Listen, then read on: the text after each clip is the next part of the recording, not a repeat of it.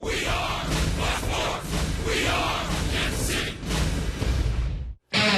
season long, the Royals outfield has been the most productive unit as far as big plays on defense and on offense. And last night was no exception, beginning with the very first inning and resulting in a Royals win.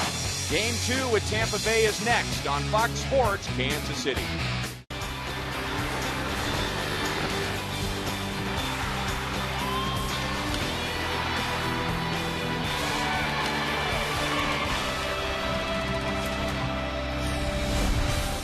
It's girls' night out at Kauffman Stadium tonight, and the ladies are getting the Royal treatment out in the outfield experience and hoping to watch the Royals win their 4th game in a row. Hi, everyone. Welcome back to the ballpark with Royals Hall of Famer Frank White. I'm Ryan Lefevre. And on offense last night, it was a big night for the Royals. They scored 10 runs. They won by 6 runs. It was a productive night up and down the lineup. But if you break the Royals down position by position, it was a great night for the outfield. A great night for the outfield. Those outfielders last night, Ryan, they totaled 8 hits and they had 3 RBI. And when you get your outfield, like that's what most of your power is supposed to come from. And last night, Alex Gord, Melvin Cabrera, and Jeff Francoeur came through big for the offense. Francoeur made that great play on defense in the first inning as well, and all 3 outfielders had a multi-hit game. Melky Cabrera among the league leaders in multi-hit games, and they all feel at home at Kauffman Stadium with big averages here. Melky Cabrera leading the way with a .392 batting average in July. Now, if the Royals could just give Jeff Francis some of that run support. Well, he's got to be licking his chops, seeing all these base hits and runs scored in the last 3 games for the Royals. And he go back to his last start where he allowed 4 earned runs against the Twins. He's looking to repeat that tonight and get some time to hit and go with it. He's never faced the Tampa Bay Rays, but for the most part, he's done well against teams in the American League East, at least the competitive ones. Interesting, the one team he has struggled against in the East is the team with the worst record. He is 0-2 against the Baltimore Orioles. He'll have to be careful with Evan Longoria, who homered against Lou Kochaber in the 6th inning last night and temporarily put the Rays back into the game. We'll check Joe Madden's lineup when we come back.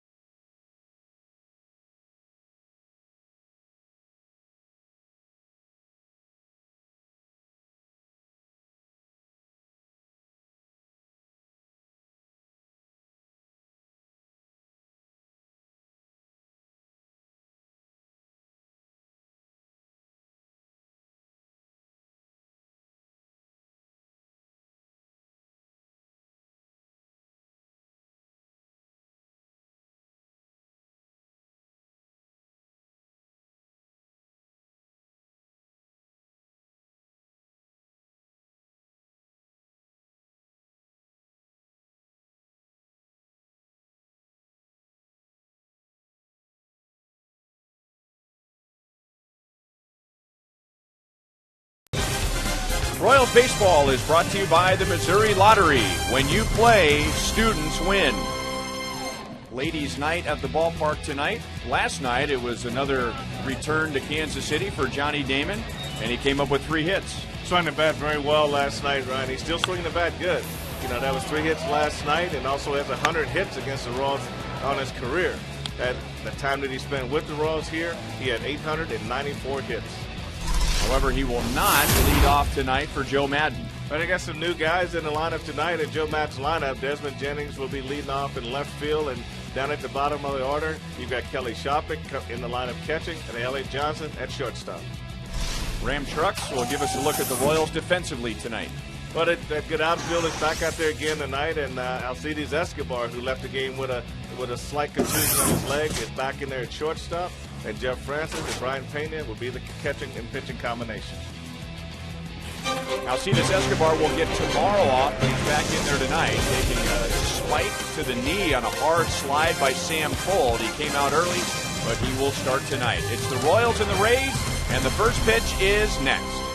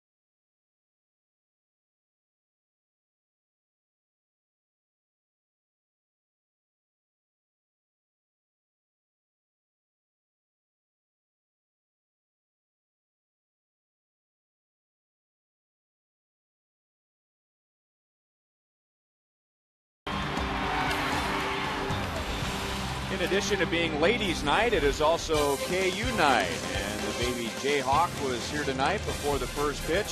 14 members of the Jayhawk football team are here to greet the fans and sign autographs. And KU fans also picking up their KU colored Royals caps as they enter the ballpark. Royals baseball comes to you from Kauffman Stadium in high definition. Brought to you by Time Warner Cable.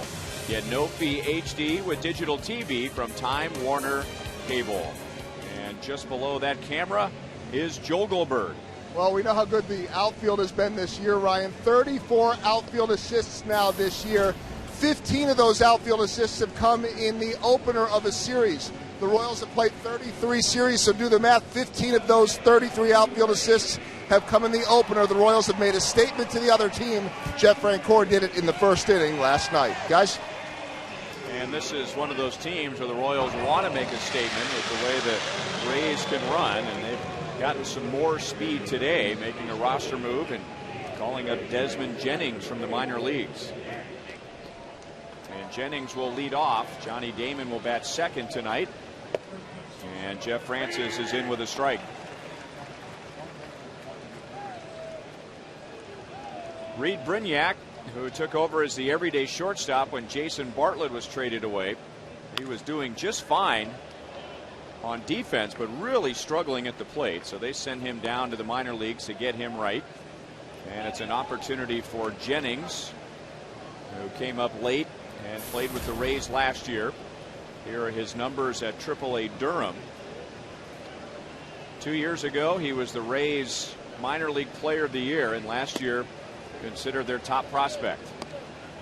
I think the one thing they really wanted him to try to do, Ryan, is maybe try to bunt a little bit more and cut down on the strikeouts. And we've seen a lot of top of the order guys of late with good speed, but the strikeouts are just one big negative in their game.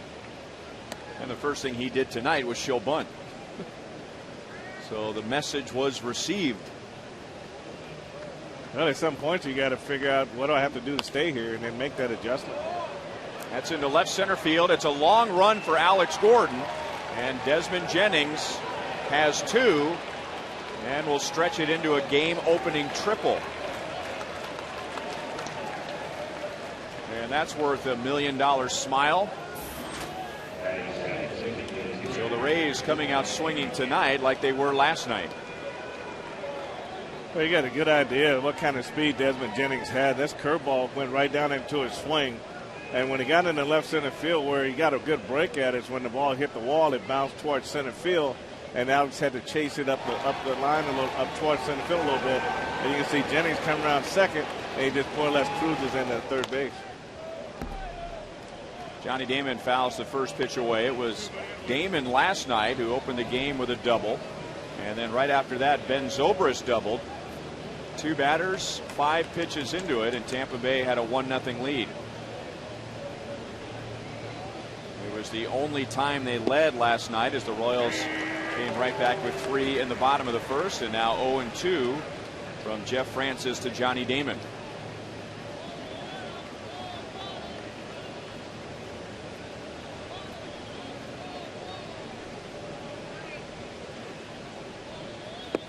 And got him with a curveball.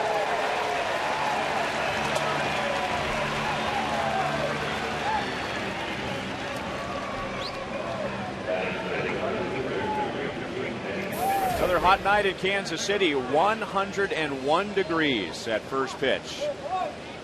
105 is the heat index. It's going to cool down tomorrow. It's only supposed to be 96. Game started on time at 6:10, and the time and temp is brought to you by the parking spot at KCI. I'm sure the players are going to enjoy that 96. They might think it's going to be hot, though. They got to still be ready to play and don't spend as much time on that field. Throwing strikes is going to be a premium tomorrow afternoon. So Ben Zobrist, who batted second last night and doubled in a run in the first inning, he will bat third tonight. Joe Madden, as he does often, making several changes in his batting order and also moving guys around on defense. Completely different look tonight against the lefty Francis.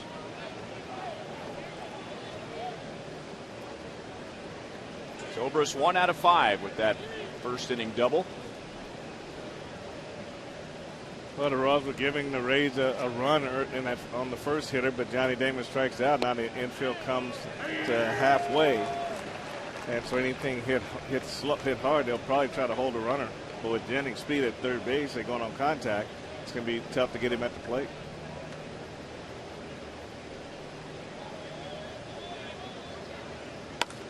And there's a ground ball base hit into center field.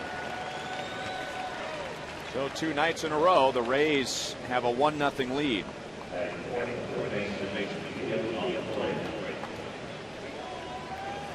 This is the first time Jeff Francis has ever faced the Tampa Bay Rays. He has been the Royals' hard luck pitcher this year with a 3-11 record. Francis has not won since June the 10th, and that was at the Angels, so well over a month ago. His ERA over 5 during that stretch, but again, you look at the run support 0-5 in his last 6 starts, and the Royals averaging less than 3 runs per game. Well, that's having to be too good and too fine on a regular basis, and the Royals offense has picked up of late to go along with the good starting pitching. So Jeff Francis really is hoping if he can keep the game down, the Royals offense will give him a chance to win the game tonight. 1-1 to Evan Longoria. 1 for 3 with a home run, also walked a couple of times. Hit a 2-run home run in the 6th inning last night, and then Matt Joyce homered after Longoria. And the Royals lead, which was 5-1 going into the inning, was then 5-4. But the Royals, with big run support of Luke Hochevar last night, they came back in the bottom of the 6th, scored 3, and then added 2 more in the 7th.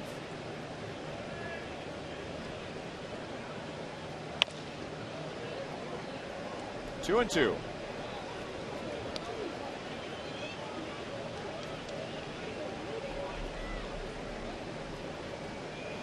Jeff Francis trying to avoid his 12th loss, which would tie a career high. He also lost 12 games in 2005, but he was 14-12 that year for the Rockies.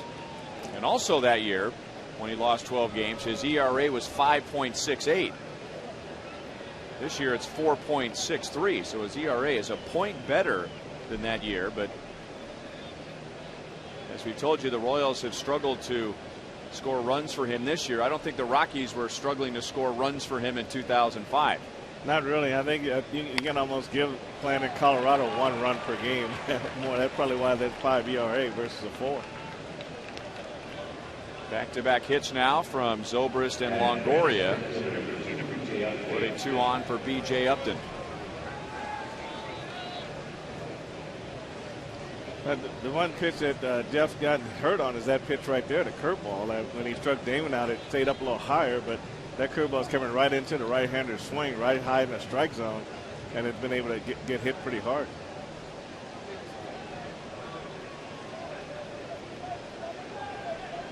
And now B.J. Upton, who made the first 2 big outs in the top of the 1st inning last night. The Rays had a run home. Then they had the bases loaded with nobody out after the run scored.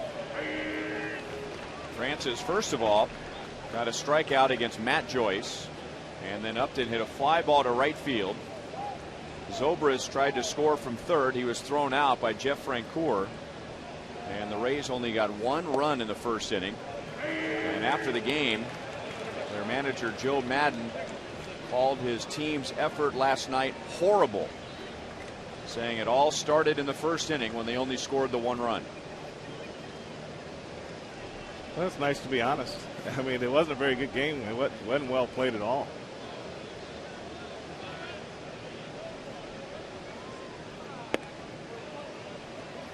One and 2 to Upton. When Upton came out of the game late in the game last night, Joe Madden wanted to just give him a few innings off, but he wasn't aware he was going to get those few innings off.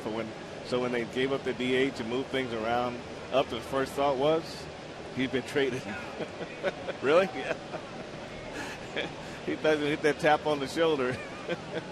Until they told him, well, you're just getting a few innings off, but no big deal. 2 balls, 2 strikes.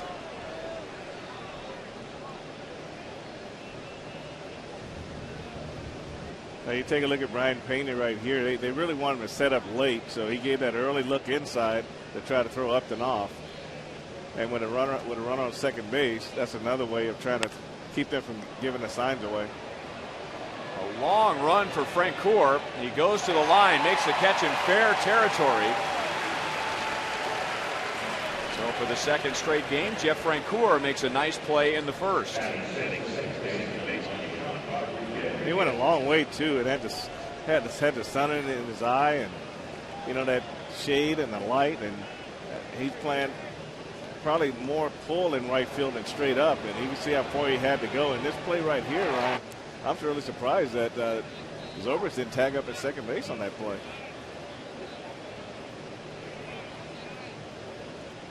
So it's 1st and 2nd with 2 outs to Sean Rodriguez. 0 for 4 with 3 strikeouts in last night's game. And on 2 occasions called out by the then first base umpire Ted Barrett on appeal, and now Barrett is calling the balls and strikes tonight.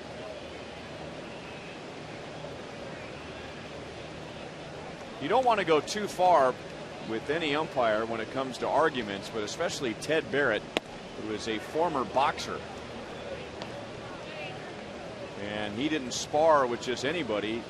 He has George Foreman on his resume. That was a big one. Man, I couldn't stand to get hit by that guy.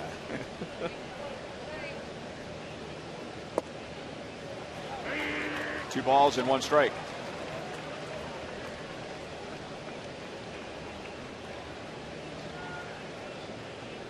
This is after the game was over, and as the umpires were leaving the field and the Rays were getting ready to leave the field, Sean Rodriguez wanted to chat with Ted Barrett.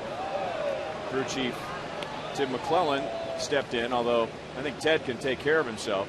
And Ted Barrett is one of the nicest guys in the game. I agree with that. Well, it's pretty rare that this would happen, though. It's pretty rare that an umpire would come over and talk with a player at the end of a ball game rather than getting off the field. And Tim McClellan's probably saying, "Hey, look, the game's over. Let's get out of here. Let's get to the room." Well, Frank, you were talking about tomorrow and the importance of throwing strikes on a hot day game. Well, it's 101 degrees as far as the temperature goes, 105 with the heat index, and this is a 27 pitch top of the first inning. So this inning has a chance to wear down Jeff Francis, even if the Rays get just the 1 run. Well, I agree with you. You have to get on and off the field when it's hot like this, and you know, he's working harder than anyone else on the field right now, even though he's standing on that mound and not the sun's not really beating directly down on him. It's still pretty hot. And back with a strike to Casey Kochman. So the Rays had a huge opportunity last night. They had the bases loaded, nobody out, to have a big inning. Now the bases loaded, 2 outs with a run home. And Kochman, who has the 2nd highest batting average in the American League at the plate, he is facing Jeff Francis for the first time.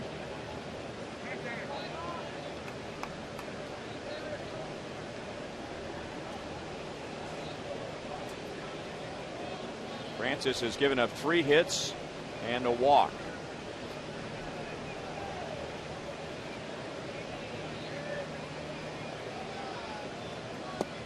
Big slow curveball. That's the pitch he used to strike out Damon. And he's 0-2 against Kochman. Well, Jeff Francis' curveball to left-handers seem to have a bigger loop in it than it does to right-handers. You like it, right-handers, you try to tighten it up and go down underneath the bat, but against lefties, it hangs up there and sweeps across the plate, and that was an excellent curveball.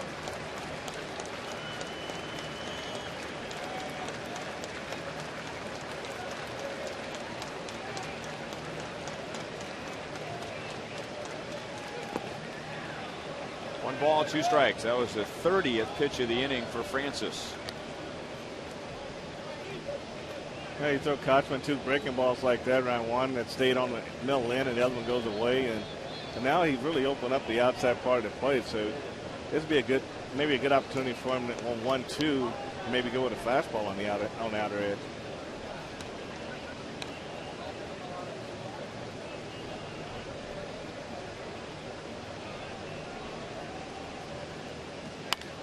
And the curve is pulled to Getz. He'll flip to Escobar, who avoids the slide. And the Rays get 1 in the first inning.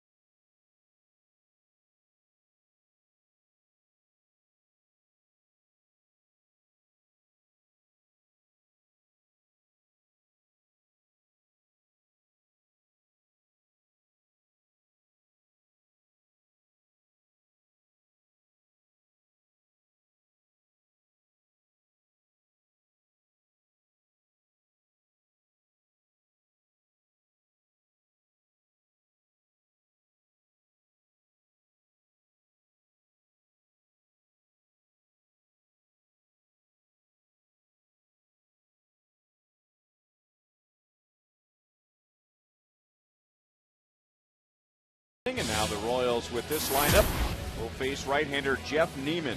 Billy Butler he's in the third spot. Ryan hit a home run last night, and Brian Pena back in the lineup in place of Matt Trainer. And the key report on 6'9", 260-pound Jeff Neiman, 4-4, making just his 12th start because he spent some time on the disabled list. Problems with his low back. He has pitched exceptionally well against the Royals. 2-0 in 4 appearances. His ERA well below 1. Pitched his first major league shutout against the Royals in 09.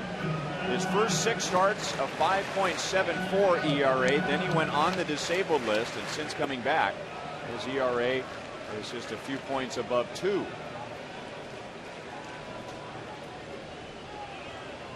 Jeff Neiman from Houston, Texas, so he feels right at home in this weather. And he throws a strike to Alex Gordon. Well, the big thing with Neiman is just keeping the fastball down in the zone. When he was having those back problems, he was throwing his fastball up, and when you throw your fastball up, then the other pitches like your changeup was going to be up in the zone too. So now he's getting the fastball down. The changeup is much more effective when he throws it up there. Coming off an excellent start Sunday against the Red Sox, took a no decision in a duel with Josh Beckett. And with 3 pitches, he strikes out Alex Gordon. And Neiman had 10 strikeouts in that start against the Red Sox. Now we'll take a look at the Rays defensively, presented by Ram Trucks. Desmond Jennings enters the game in left field. Then over to second base last night, goes to right field. And Kelly Shopik is in the game behind the plate to catch Jeff Neiman tonight.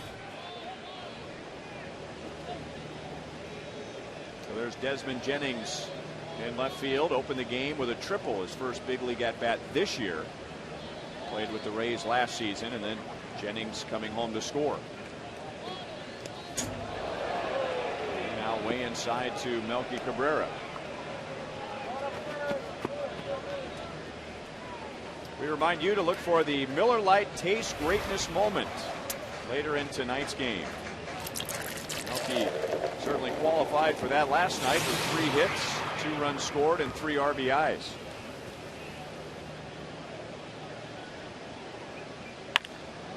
And that is just foul. 1 ball, 1 strike. One more note on Neiman's start on Sunday against the Red Sox. And you talk about him going deep into the game. He pitched 8 innings. That was only half the game. It was a 16-inning game with Boston, a 1-0 16-inning game, the longest game in Tampa Bay Rays history. That's a fair ball, and Kochman, a very good defensive first baseman, is back to the bag for the second out. Neiman went 8 innings, gave up 2 hits, no runs. Josh Beckett went 8 innings, gave up 1 hit, no runs. What a game.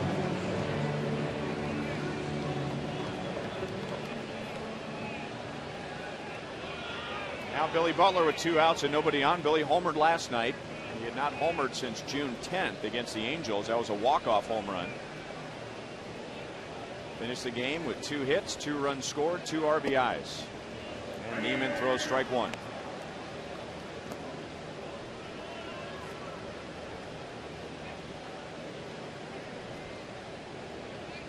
Altogether, Billy is hitting .289 this year.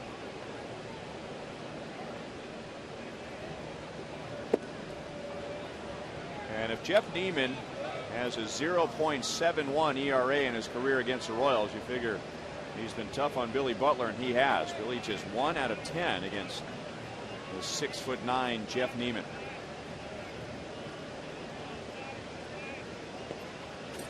Two and one. It looks like Neiman wants to pitch him in with the fastball and go away with the breaking ball. And Billy went through a little stretch where he chased a lot of bad sliders off the plate and did a good job laying off of that one.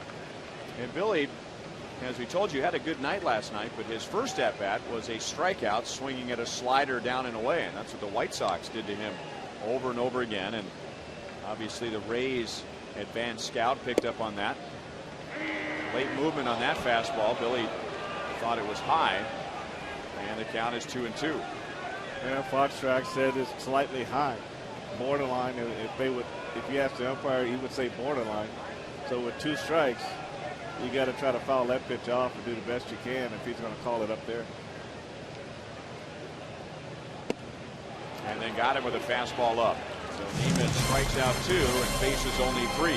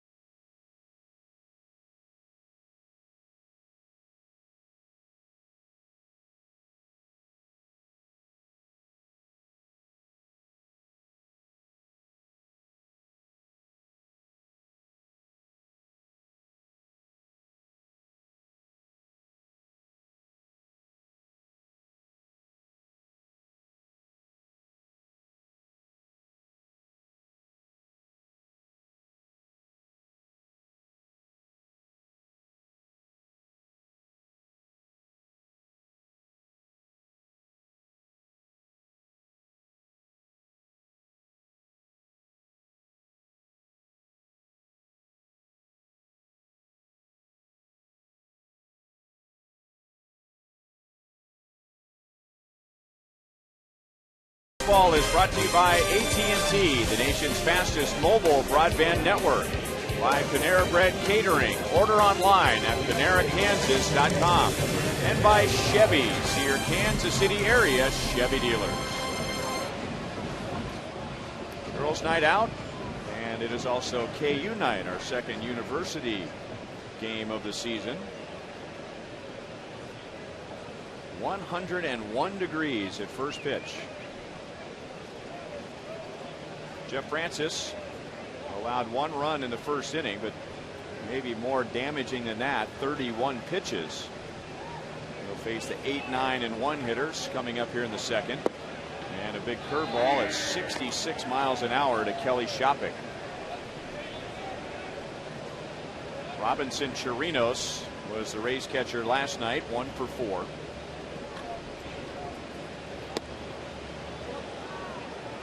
Alex Gordon should be safe out in left field with Kelly Shopik at the plate. But you might remember in 2007, Alex's rookie year, in the final inning of the final game of the season, Kelly Shopik, playing for the Indians, hit a ground ball to Alex at third. It took a bad hop and hit him right in the face and broke his nose. That's how his rookie season ended. He was scheduled a day or 2 after that to take engagement pictures with then fiance Jamie, now his wife, and mother of son Max. And Alex joked that he didn't want to get hit in the face. He didn't want to break his nose, especially 1 inning away from the offseason. But he wasn't too disappointed that he might have gotten out of those pictures. He was.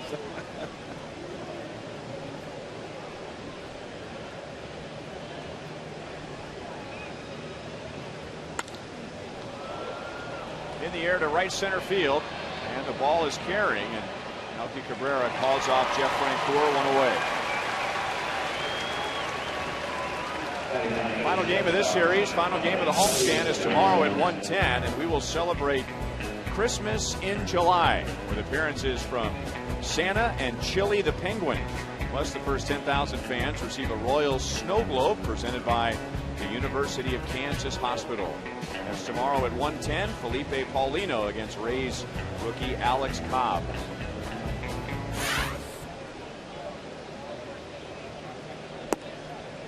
And now outside to Elliot Johnson, who's going to get some playing time at shortstop with Reed Brignac being sent down to the minor leagues after the game last night.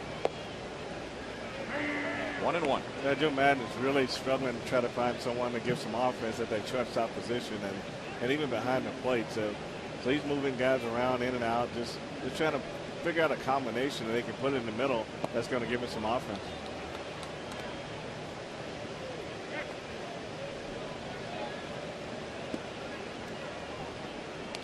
And under Joe Madden, he has really put a premium on defense.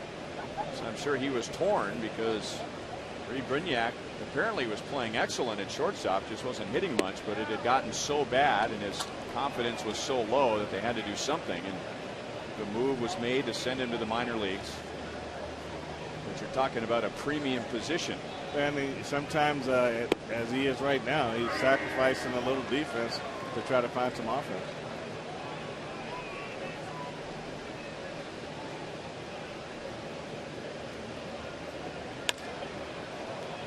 Another long run for Jeff Francoeur.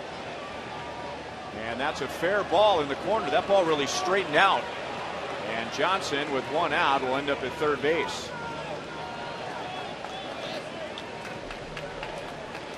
Doesn't appear to be any kind of a tricky win, but at least from up here, Frank, it looked like when Johnson made contact that had a slicing foul written all over it. And the way Jeff was going after it, he gave you a better effect that the ball was going to go foul. But this ball just, I don't know, he got inside of it and it just seemed to come back toward the foul line when they got deep out there. They hit on the wall next to the foul pole. You can see Francoeur was tracking it best he could, but he gave that foul ball look, but it came back. Remember the home run that Alex Gordon hit down there that night, and we thought it was going to go foul, and all of a sudden it started moving back. And what makes that happen, I'm not sure. Well, it's been a few years now, but because of the remodeling and the reconfiguration with Rival Sports Bar out there, it hasn't changed the wind, obviously, but it's created kind of a wind tunnel in between Rivals and the grandstand.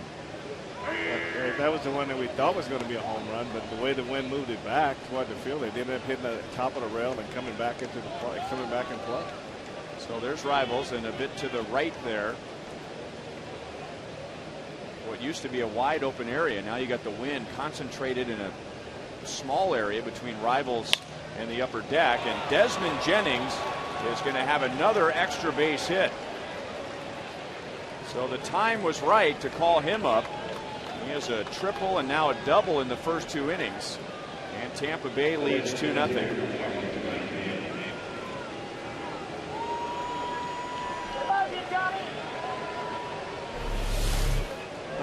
Moustakas really had no chance on this pitch. A changeup out over the plate and stayed up in his zone, and Moose had no chance to cut this ball off. He gets down in the corner, and Desmond Jennings ends up with an RBI and standing on second base with a double.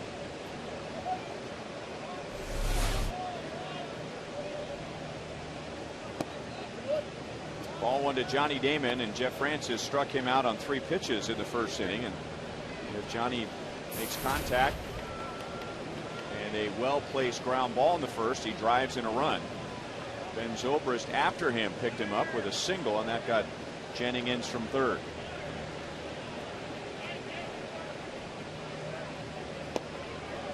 Out in front, 1 ball, 1 strike. With a double last night, Johnny now with 503 doubles in his career. That places him 50th all time. So he's at that point in his career now as he continues to put up numbers. He's going to start tying and passing some big names. Didn't get a good look at that pitch. Worth the smile. 1 ball, 2 strikes. That looked like a batter that was looking for a curveball and got a fastball and tried to catch up, but it was too slow. He still remembers those curveballs. He got in his first at bat.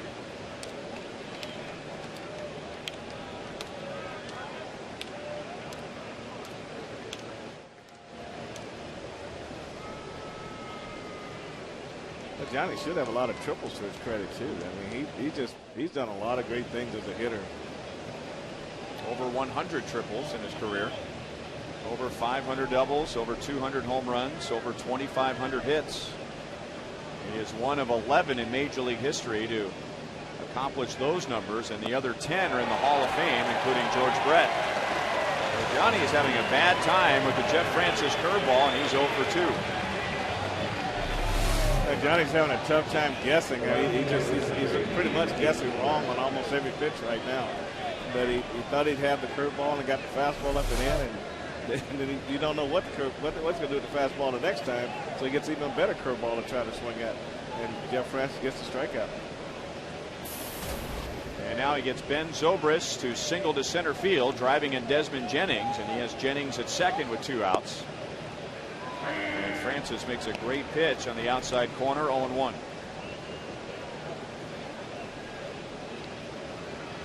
This time around, it's Jennings driving in a run with an extra base hit, scoring Elliott Johnson, who had tripled right in front of him. And that is just foul outside of third base. Ben Zobrist at second base last night, in right field tonight. But that combination. That's a strange combination, but he's been doing it for a couple of years now. No offense, Frank, because you had a good arm. But second base usually is a guy who doesn't have a great arm, but the right fielder is somebody who has a great arm. A great arm, and the second baseman don't always have to have range.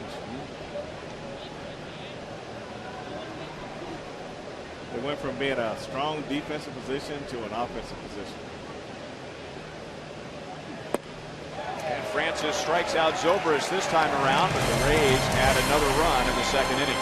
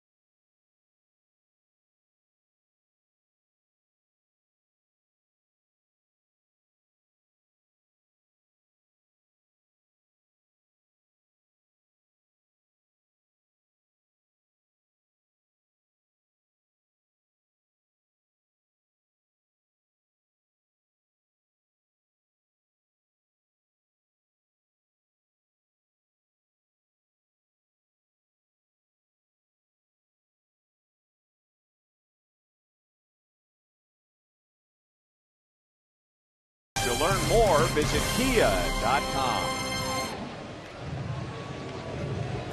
On a burning hot night in Kansas City, 101 degrees with the heat index 105 down in the field. Girls' night out.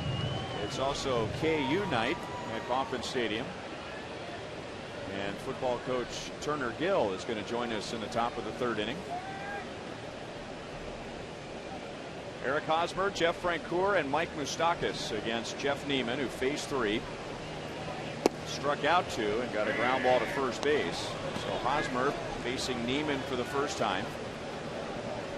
Eric with 2 hits, including his 13th double last night, and he drove in 2 runs.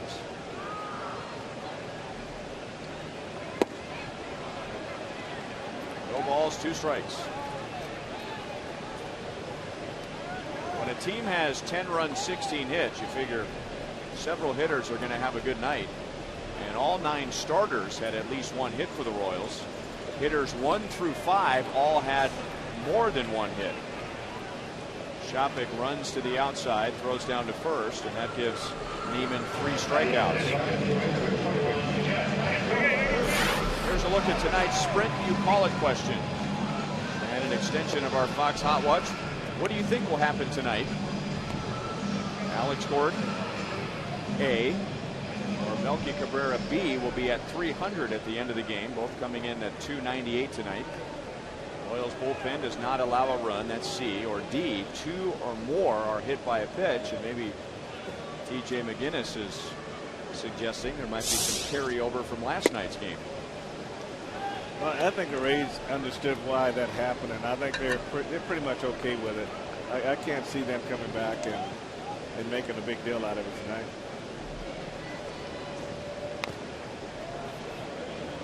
But as we always say, you never know. Never know.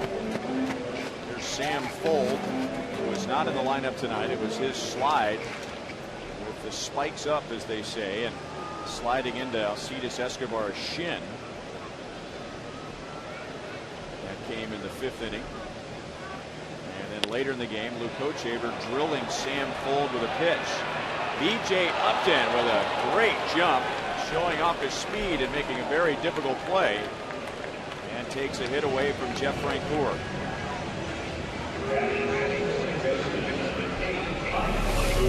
Well, not a lot of center fielders can cover the ground that B.J. Upton can, and he does a great job here coming in and shoestringing this ball right off his left foot. Covered a lot of ground coming in.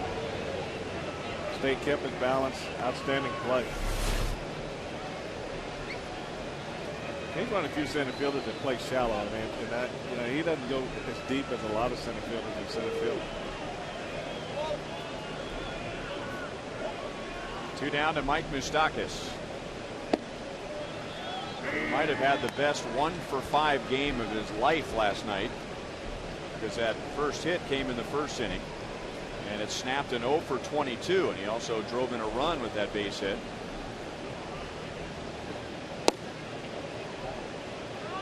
One ball, 1 strike. That takes a load off your back when you get that hit early in the game, and you figure, okay, I've got something going. I want to. If you can come away with a 2 or 3 hit game, it really makes you feel that much better. Down in the count, 1-2.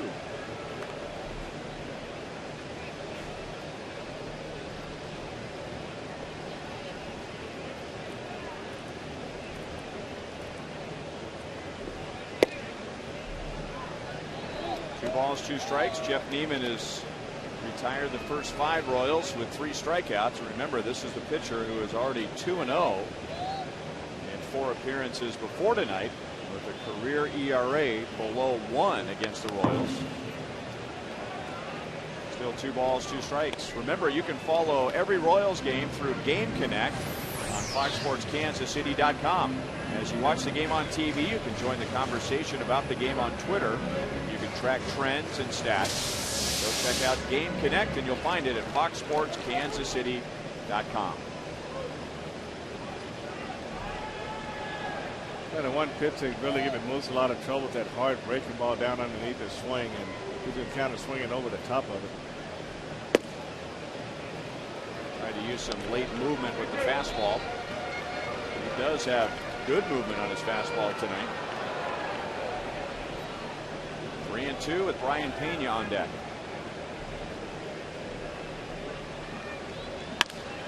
And line past the second baseman Rodriguez. 2-out signal for Mike Moustakas. Coming back from falling behind, 1 ball, 2 strikes. They got a fastball down. It's supposed to have been away, and it's out over the plate. And Moose got great extension on it, and he really jumps all over this pitch and hits a hard ground ball in the right field.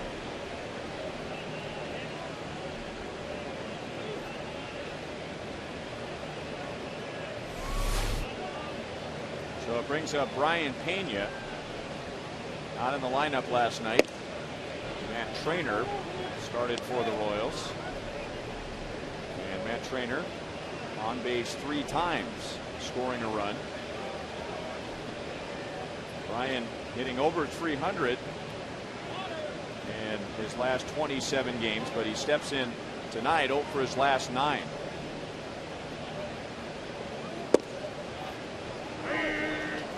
One and one.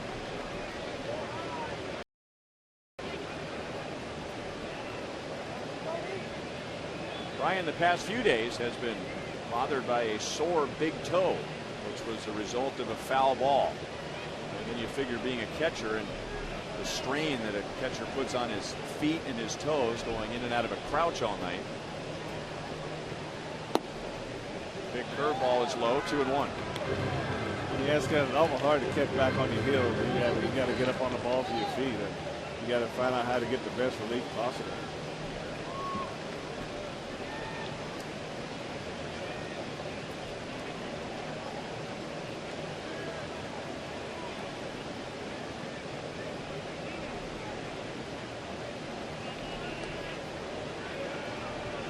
Shaktis has not attempted a stolen base yet since joining the Royals.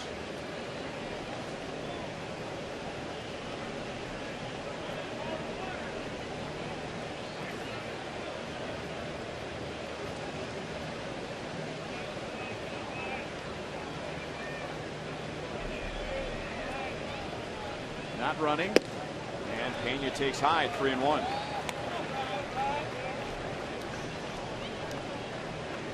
Ryan 2 out of 4 with a double in the past against Jeff Neiman.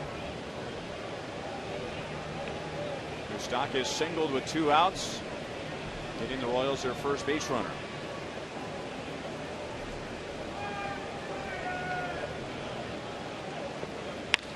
And Pena grounds it up the middle. Rodriguez is there, and the flip to second puts an end to the inning.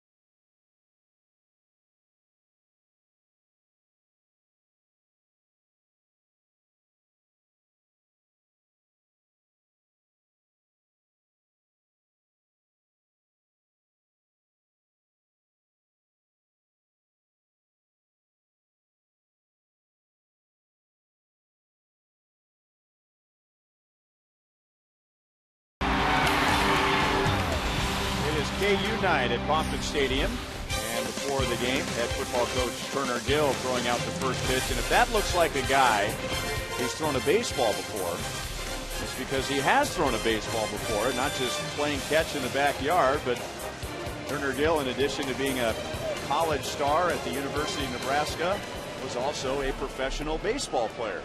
Tried to be a professional baseball player. No, you were. And that was after your football career, right? Played briefly in Canada and then gave baseball a shot?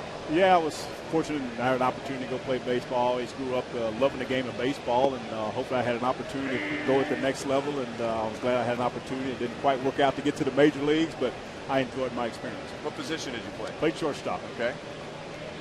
So you and Frank would have a lot to talk about. Oh, yeah. Turned a few double plays. A little picking and grinning. That's what the shortstops have to do. Oh, yeah. You're all Big 8 as a shortstop. Well, yep. I tried to do a little bit of that. I had a couple of awards there, but again, I enjoyed the game. I grew up always wanting to play baseball, and I had a lot of fun doing it. Once you got into pro ball, what was the most difficult adjustment that you had to try to make? Well, I think the biggest adjustment was trying to hit the outside part of the plate, of being disciplined enough to not trying to pull the ball. I was more of that pull hitter and doing those type of things, and so that caught up with me as the higher you got up. Obviously, they found out where the weak spot is, and they made the adjustment, and I did. Now, I heard that, among other reasons, that one of the reasons you went to Nebraska was because Tom Osborne was going to allow you to play both sports. Now that you're a coach, how would you feel about somebody who came to KU and wanted to play football and maybe another sport? Oh, I'm absolutely open to it. I've been there and done that, and I understand how that works. And we work it all out with the other sports, as far as if it's a football and a basketball player, or a football or a baseball player, or football or track. I'm open to it because I understood it, and that's something I was looking forward to doing, and we can work it out amongst our coaches to work out the schedule to make it work. So how do you feel about the University of Nebraska going to the Big Ten? Well, if I say my initial reaction to it was I was, not pleased with it because I wanted to have the Big 12 conference the way it was originally the last few years. But again, I understood, why they did what they did. They got to take care of their institution, both athletically and academically. So I understood why they did what they did. 1 ball, 1 strike on B.J. Upton.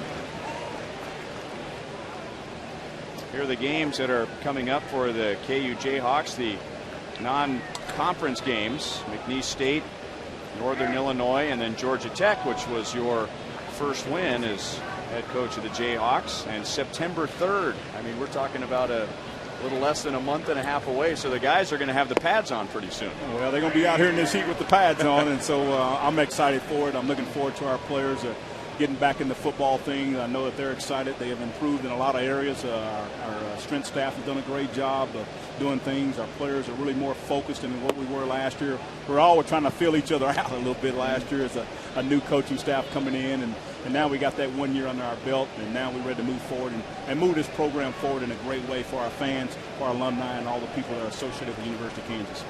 Hey, Turner with a new athletic director coming in. Has that made a big difference in how you go about what you do on a daily basis? No, not at all.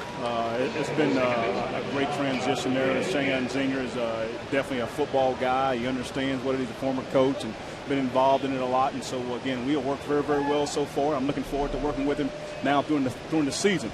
But, again, he's a person who understands what needs to happen and how I need to go about doing it. Of course, every time we have a guest in the booth, the inning just flies by. So I'll give you this next question knowing that this could end any second here. But how will the Jayhawks be better this year? Well, we're going to be more competitive and we're going to be faster. Okay. Those are the two things that we have instilled in our players as we went into spring football, and then also as we went into the off season. So our guys will be competitive and we will be faster, and we hope those all translate into more wins. Would you mind sticking around for another half inning? I'm okay with that. All right, sounds good. Visiting with Turner Gill, head football coach of the KU Jayhawks, 2-0 Tampa Bay.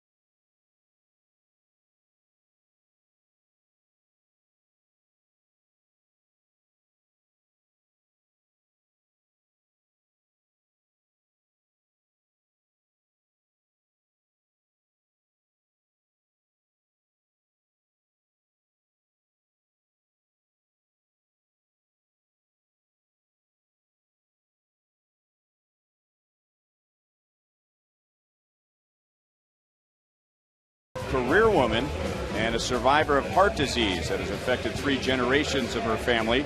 Now Carrie uses her story to encourage others to lead heart-healthy lives and support the work of the American Heart Association. And she is sitting in the Buck O'Neil legacy seat at tonight's game as the Royals host the Tampa Bay Rays, and it's KU night at the ballpark, our second university night of the year. And we're pleased to have Turner Gill, Jayhawks head football coach, up here in the booth with us. We have discussed his baseball career with the Cleveland Indians in the minor leagues, and now we might as well talk football because that's what everyone wants to talk about with you. As Chris Getz hits a one-hopper to Casey Kochman, and he's the first out of the third inning. What are some of the similarities you see at this point with KU compared to Buffalo and how you turn that program around? Well, I think it's a transition as far as trying to learn how to win and do it on a consistent basis, having confidence in that. And so that's the similarities of it is that as I brought in as a head football coach and wasn't doing well as far as in the wins and losses. And now it's just now trying to get those guys confident in what we're trying to do as a coaching staff and what we're trying to do scheme-wise, and more importantly, how we need to go about doing our business day after day and week after week and month after month, year after year. 2 balls and no strikes, so make that 1-1 on Alcides Escobar. When you say you have more speed this year, that's on in your backs and your wide receivers. Does that mean you're going to throw more, or will you be more of a passing team? Or well, that's referring to every position. Yeah. We as we recruited and trying to develop our players, and when I talk to our staff and our players, our strength staff, it says I want more explosiveness out of our football team. And part of it is, as we all know, you can only get so fast because of your God-given talent, but you can improve on that. And so that's what we're talking about at every position, even the linemen. I want them to be able to run, too, and be more explosive. You know, something that came up quite a bit when you took over as coach last year, which I admire, is you decided that you're going to kind of break the mold of the typical college football coach with the way you treat the players and all of the things that you prepare them for aside from every Saturday afternoon. Were you surprised that there was so much talk about what you do away from the game on Saturday? Well, I guess people, when a new coach comes in, you always want to know what are some of the things that he's going to instill into the football team and in the football program. And I'm just being who I am. I was not totally surprised, a little bit surprised, but I'm just doing what I feel is best to move this football program forward as being a winning program. Again, as a college coach, you're here to graduate student athletes, and you're there to win football games. And you want to do it in the right way. There's no different, I think, in University of Kansas versus any other institution. Each coach has his own personality, maybe has his own style. It's no wrong or right. It's just how you wired, and this is how I'm wired to be able to be successful as a KU program. Well, it's only fitting that while Turner Gill is in the booth, that Alex Gordon, also from Nebraska, gets a base hit. Yep, AG. And as the ball is misplayed, he goes to second base with 2 outs. Have you gotten to know Alex? We didn't know each other very well, but obviously he was there when I was at the University of Nebraska, so watching him play a whole lot. I can't sit here and say that we're close or close friends or anything of that nature, but definitely remember him as a player at Nebraska, an outstanding person, an outstanding player, and he's done very, very well with the Kansas City Royals. And now Melky Cabrera with a runner at second base and 2 outs, and we'll take a look at our league leaders tonight, brought to you by your Kansas City area Toyota dealers. Most RBIs in the American League from the number 2 position, and only Curtis Granderson of the Yankees has more than Melky Cabrera, who has 57 overall, 55 of them when he bats second, where he is tonight, and 1 ball and no strikes against Jeff Neiman. By the way, that's scored a single for Alex Gordon, and going to second base on an error. Tampa Bay Rays with a run in the first and a run in the second against Jeff Francis.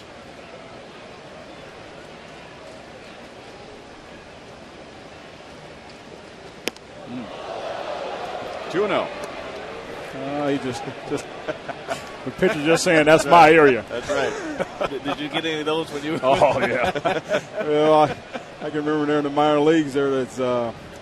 They wanted to find out that you're a football player. We're going to let you hit you a few times there, turn and see how you feel. Yeah, what's more intimidating, a fastball at 95 at the shoulders or an outside linebacker coming from your backside? I'd rather have the football part of it, not the baseball part. Yeah, have the linebacker coming at me. Coach, thanks for joining us. I admire all the things you stand for, and good luck this year. Hey, thank you. Appreciate Kansas City Royals having me on.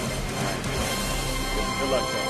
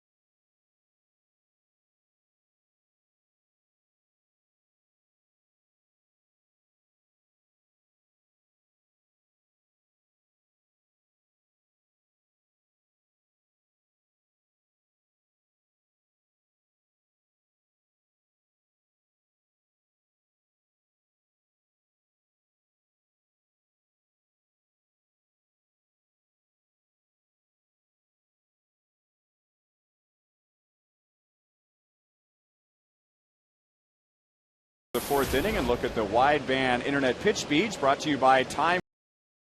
Up to 50 megabits per second of pure online power. Jeff Francis throwing a strike to Casey Kochman, who grounded into a force out in the first inning with the bases loaded. And the Rays, for the second night in a row, with golden opportunity to have a big inning in the first, and only scored one. It was Ben Zobrist singling in Desmond Jennings, and then in the second inning it was Jennings driving in Elliott Johnson.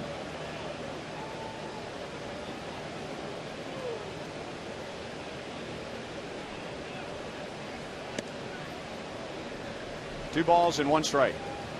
Now remember, Frank, I'm the kid from Southern California who went to the University of Minnesota, so I'm pretty impartial when it comes to the major universities in and around Kansas City. But you think, what are your thoughts on all the fuss over Turner Gill being such a nice guy and coaching football in a big time conference and not swearing and making guys have curfews and cleaning up their act, maybe more so than other programs? Well, I think structure is always good for young athletes, and if you bring a guy in that's going to set all the right examples, you go into their parents' home and you're trying to sell them on your university, on you as a coach, and tell them what your ideas are, what your values are, then that plays a big part in where you send your child to play college sports. And I think that I would be excited to have a guy like that to visit my home and talk to my son and say, these are the values that we have. We're going to put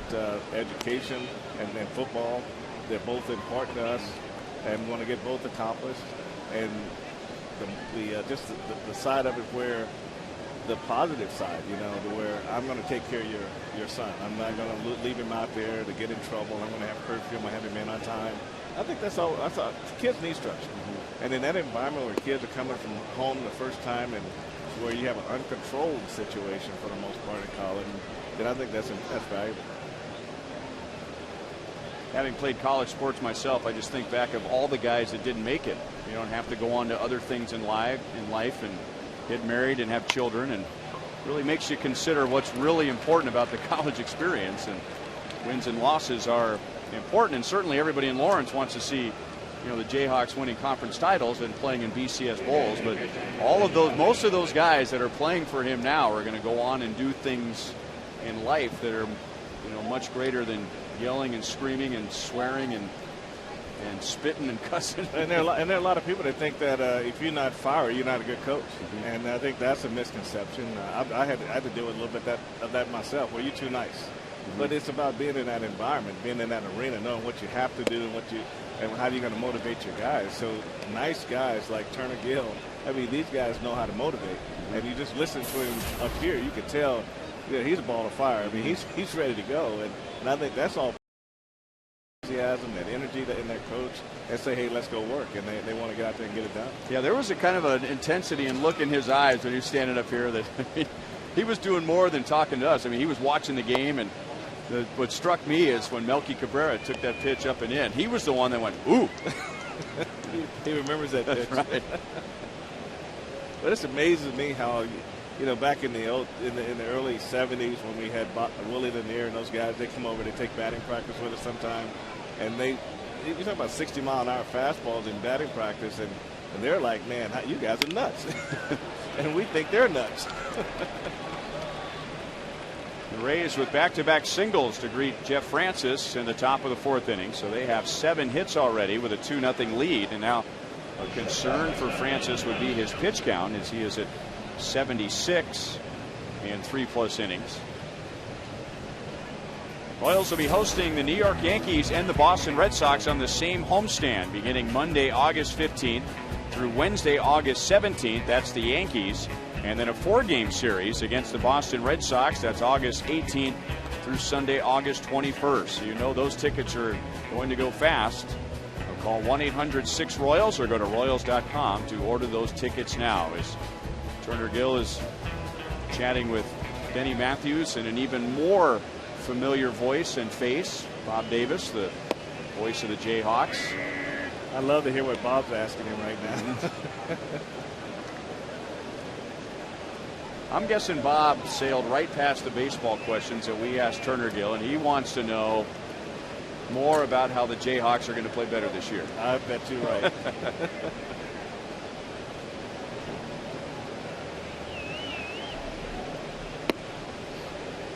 1-1 on Elliott Johnson with 1 out in the second inning. He tripled into the right field corner and then scored on Desmond Jennings' double.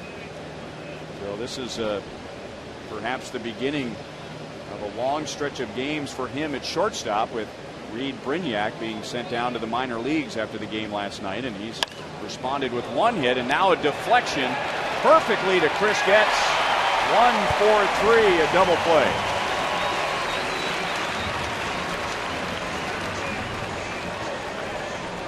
Take a good look at it here. I really couldn't tell, but it must have went off of Francis' glove. At first I thought it went off his shoulder, but that's an excellent deflection right there. It might have hit his shoulder. That came pretty close.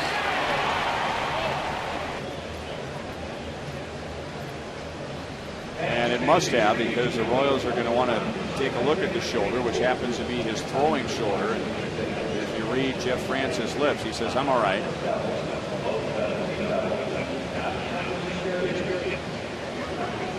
Yeah, that's off his shoulder. I hate to get it off the point of that shoulder. That's the worst part.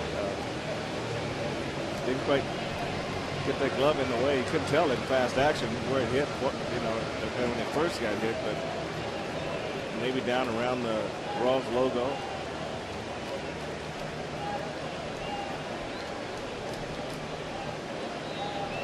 But I tell you, if it hit you on that point of the elbow, the shoulder, that's going to send some weird feelings down through your body. Just a thin layer of skin separating the ball and the bone. So hopefully that Royals logo served as a shield on that ground ball from Elliott Johnson. So runner at third with 2 outs, and now Desmond Jennings, who has tripled and scored and doubled with an RBI. Francis stays away, 2 balls and no strikes. The first pitch looking pretty good on Fox Tracks.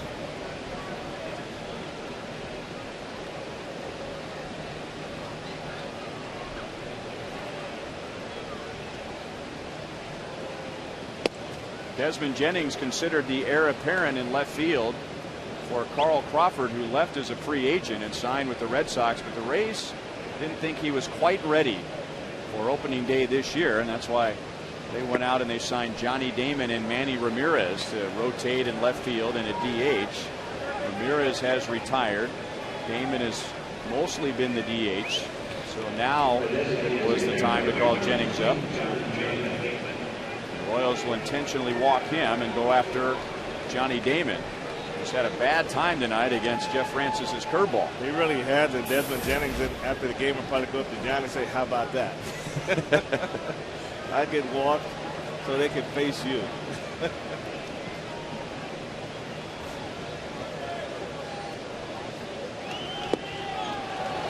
More of a slider than a curveball. 0-1 to Damon.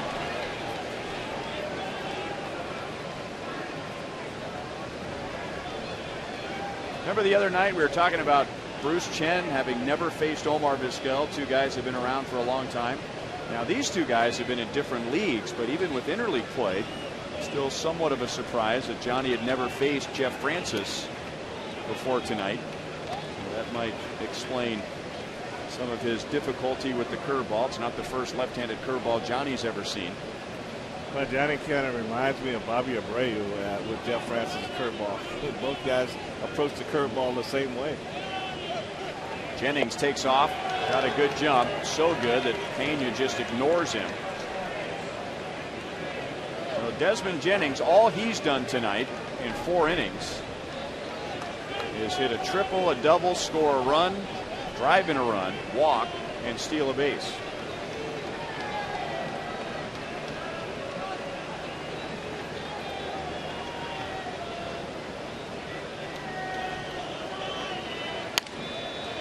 On the ground to Escobar.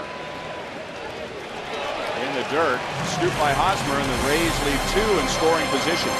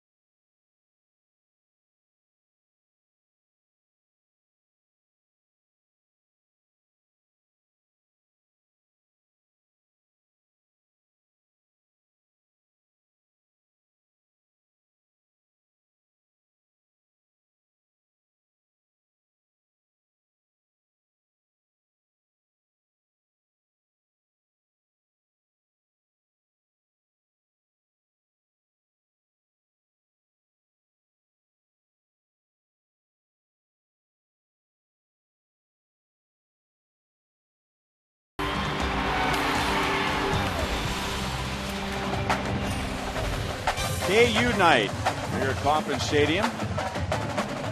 We've had head football coach Turner Gill up here in the booth. Members of the KU football team signing autographs and greeting the fans.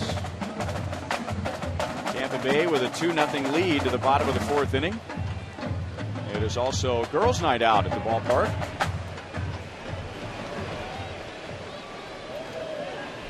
...101 degrees at first pitch. Starting to cool off a little bit. The setting sun certainly helps, and now just about everybody on the field is in the shadows. That will not be the case tomorrow for a 1:10 game. It is supposed to cool off a little bit. There's also a chance for thunderstorms at some point tomorrow.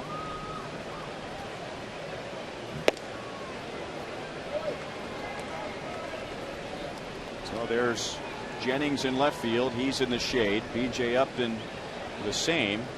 And in right field, Ben Zobrist right on the edge of the shadows in the waning sunlight. Grounded to Longoria. He fumbles, recovers, and then throws wild.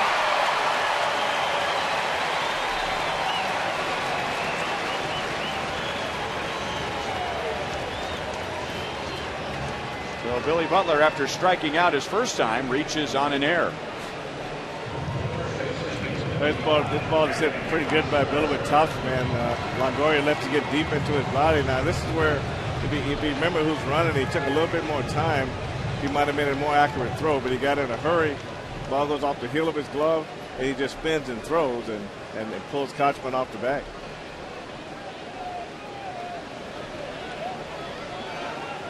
And for the Royals, just their third base runner against Jeff Neiman, who's given the Royals a bad time so far again tonight. And Eric Hosmer out in front of a changeup. Hosmer struck out swinging in the second inning. Neiman has struck out 3. He has allowed 2 singles, and now Butler reaching on the air in the fourth.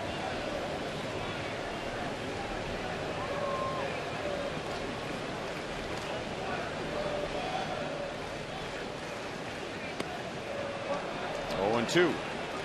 Neiman's got a pretty good curveball. That ball has a lot of depth to it.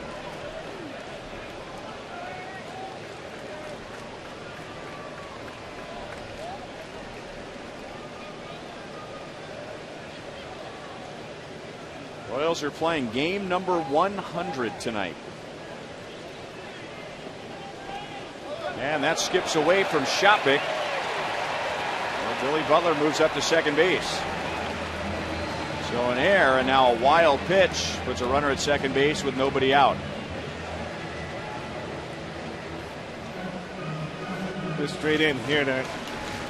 Just didn't do a good job getting that pitch squared up and into his body. Kicked off, and it kicked off pretty hard too to the third base side.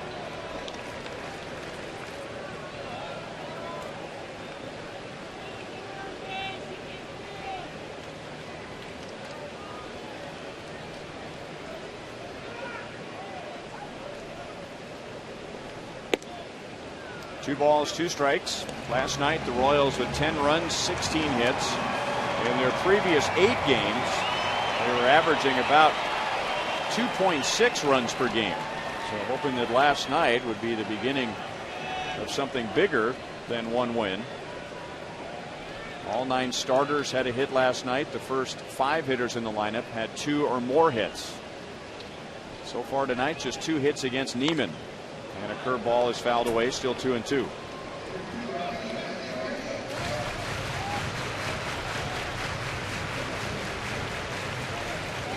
Royals trying to win their 4th in a row.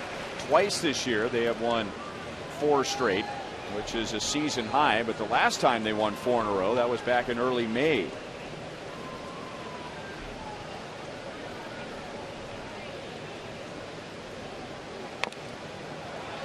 Foul ball, still 2-2.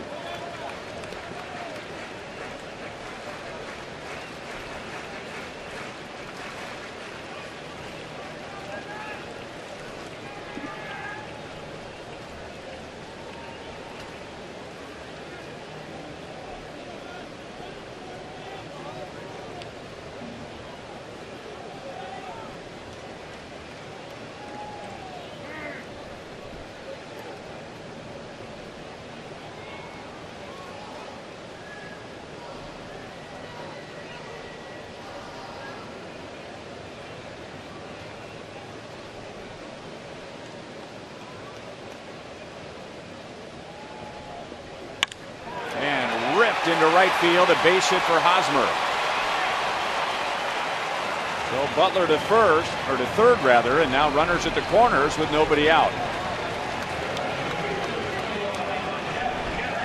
Well, Eric got a lot of curveballs this at bat, Ryan, and Neiman thought he could sneak a fastball by him, and Eric Hosmer was sitting there waiting on it, line drive into right field for a base hit.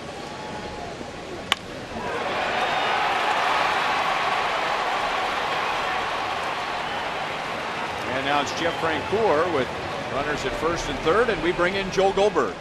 And he faced Jeff Neiman for the first time in his career in the second inning, but he's got experience, he was telling me. Taller pitchers. Chris Young is 6'10", 8 career at-bats against him. John Roush, 6'11", 19 career at-bats against him. He said the ball comes in on a different plane, and he said with those long arms, and remember Jeff Neiman, 6'9", 91 can look like 94. You got to swing a little earlier. I said, do you ever face Randy Johnson? He said, yep, with him, just tried to make contact. Faced him 8 times, and he did make contact. 1 career hit, Gus. Yeah, Neiman at 6'9". Hitter must feel like the pitches are coming out of crown vision. I can believe that, and the one good point that Jeff made is that they're so tall that when they release the ball, a 92-mile-an-hour fastball could appear to be 94 miles an hour, pretty easy. But the different plane is thinking the ball's going downhill and be low to you, but it can still be up in the zone by the time it gets to the home plate. By the time you figure out you don't need to commit to it, you've already committed. 1 ball, 1 strike to Francoeur. Wide out to shallow center field in the second inning. B.J. Upton made a nice running play, a shoestring catch. Rays last night did not have a good game at all on defense, and the Royals jumped all over that. And now in this inning, an error from Longoria, a wild pitch, and now a single, putting runners at first and third and nobody out.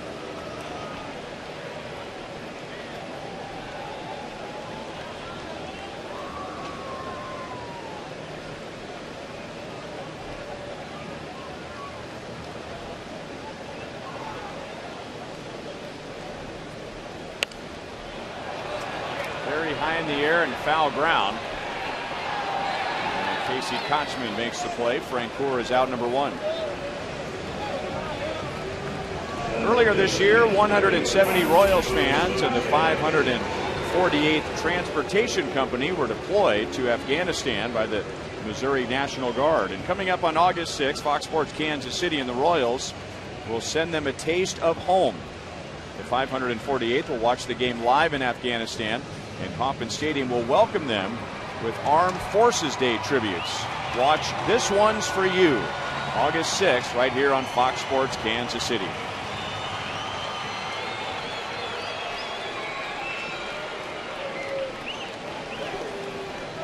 So first and third now for Mike Moustakas, and he's singled to right field his first time up.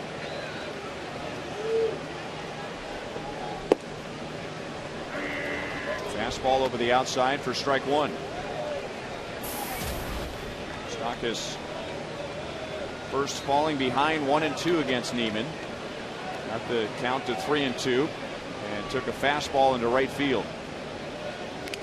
It's a good idea to keep an eye on Eric Hosmer. You don't normally think of a big power hitting first baseman as a running threat, but he is. And a good move if Hosmer gets a jump would be to take second base, get the tying run in scoring position, and take away the possibility of a ground ball and a double play. Pretty good swing by Moustakas, 0-2.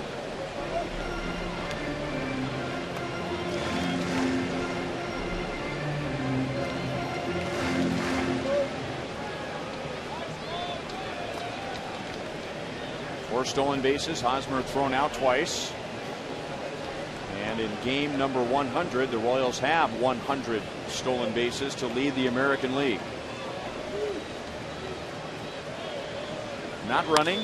And Moustakas drives it into right center field. And that is down for extra bases.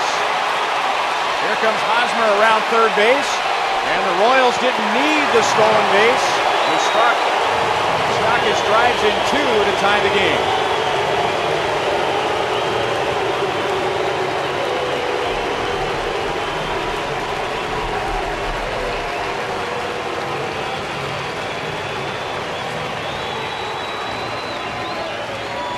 That's a nice swing that Moustakas put on his fastball down in the zone, middle of the plate. He stayed back behind it, got the hands through, and he knew right away this ball is going to split the outfielders in right center field. Hosmer did a great job reading that ball off the bat and coming in to score.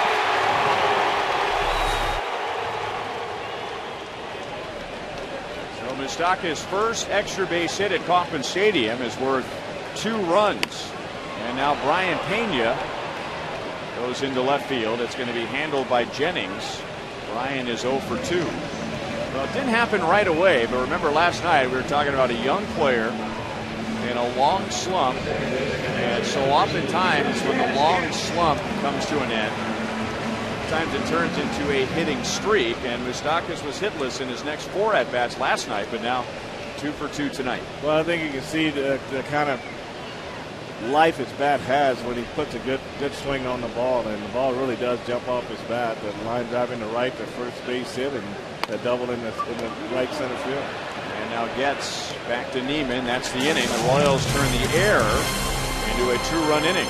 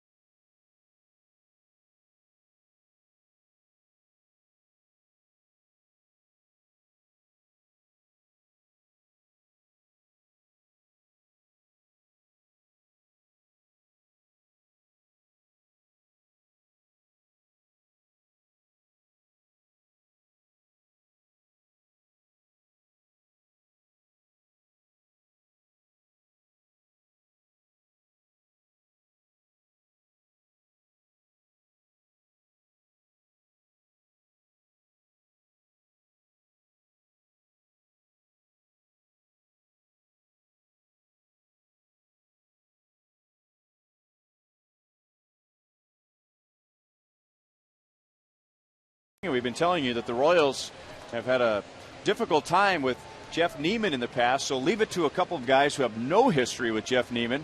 Eric Hosmer gets a base hit. Mike Moustakas drives in 2 to tie the game. Well, it goes to show you can't trick young hitters. Eric Hosmer took some good swings at the breaker ball and didn't have any luck. Neiman tried to sneak a fastball by him. Great swing, big base hit, and Mike Moustakas 2 hits in a row.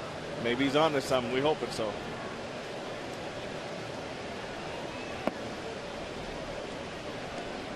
Jeff Francis delivering his 87th pitch of the night.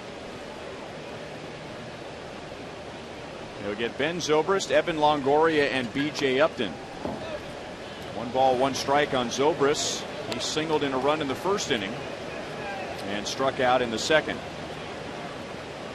The Rays got a run in the first, but they left the bases loaded in that inning for the second straight night, or at least let a bases loaded opportunity slip away. And then another run in the second for Tampa Bay, and now Zobrist drives it to left center field, and he will begin the 5th inning at second base with nobody out.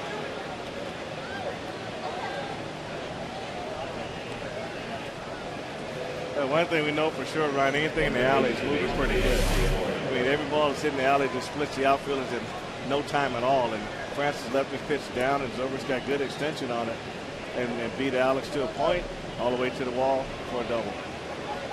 That ball's really traveling in the alley.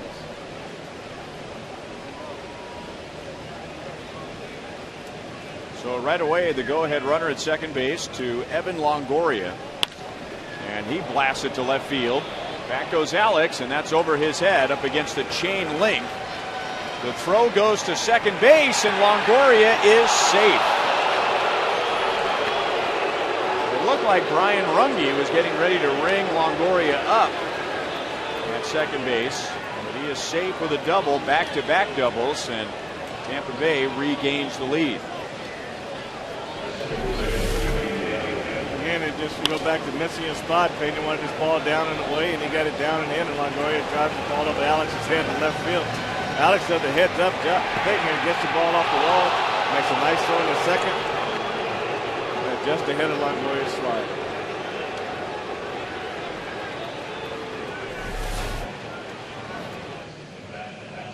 So Brian Runge, the first base umpire, with the umpire rotation with the ball going to left field, making the call. Longoria has his third RBI of this series. Now Greg Holland begins to throw in the Royals bullpen.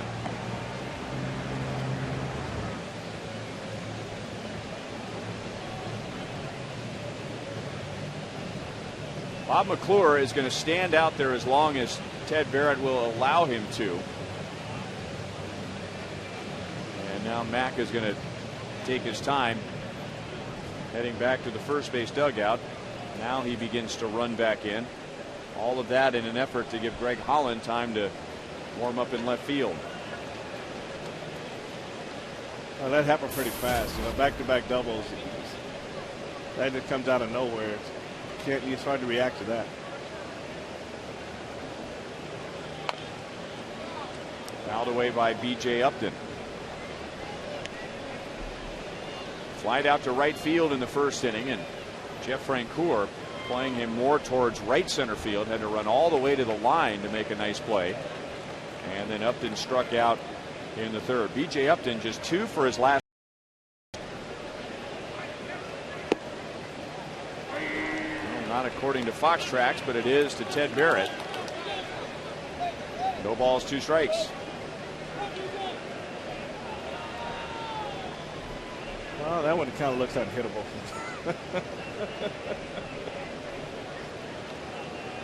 I mean, why not throw another one there?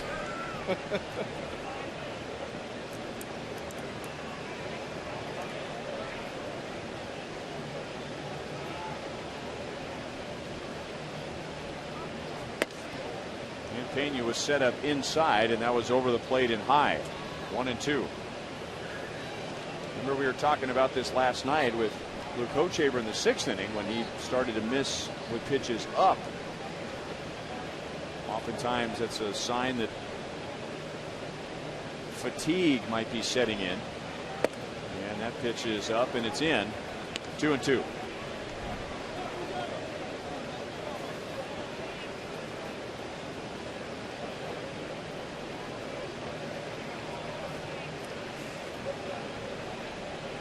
Kevin Longoria's double following a Ben Zobrist double and putting the Rays back out in front here in the 5th inning. A little bit outside compared to the last pitch that was in that area. 3-2. You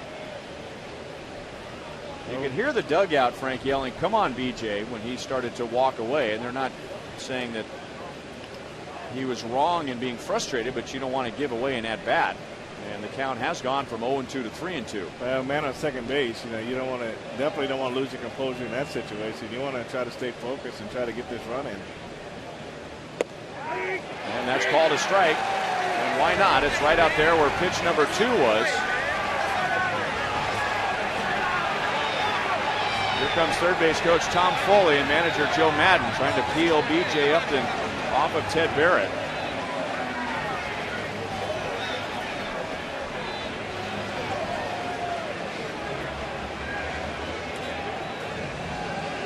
So it was Sean Rodriguez last night who couldn't get on the same page with Ted Barrett. Tonight it's B.J. Upton who strikes out looking for the second time. And according to Fox Tracks, you can see why he was frustrated. Well, definitely. This is strike 2 right here. And strike 3, even a little bit further out. But you know, the thing about this at bat is that, you know, normally when a player questions balls and strikes or a manager comes out and questions balls and strikes, usually the umpire is a little more adamant about, you know, this is something you don't do. But he allowed BJ a little time to say what he had to say, allowed Joe Madden time to say what he had to say. So maybe there's a little doubt in there somewhere.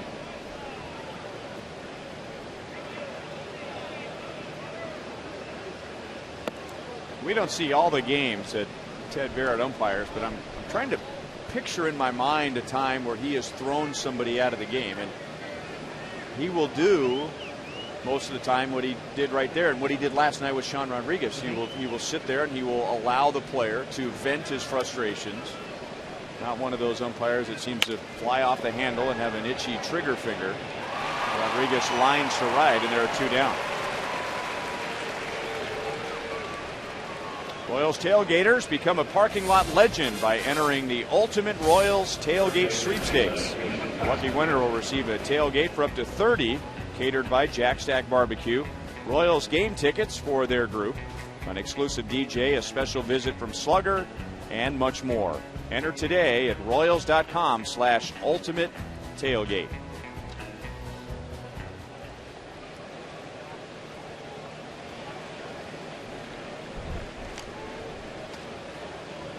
So run home, but the Rays have had a runner at second base with nobody out, and now Zobrist standing out there, Longoria rather, standing out there with 2 away. And Casey Kochman with his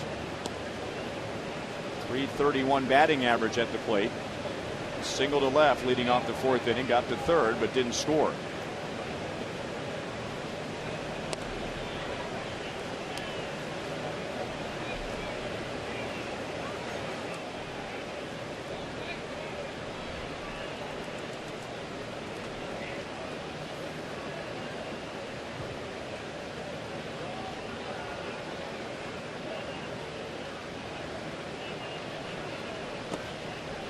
Two balls and no strikes.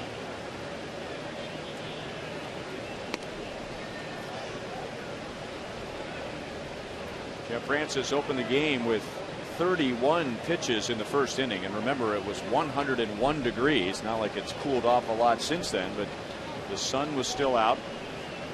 21 pitches in the second inning.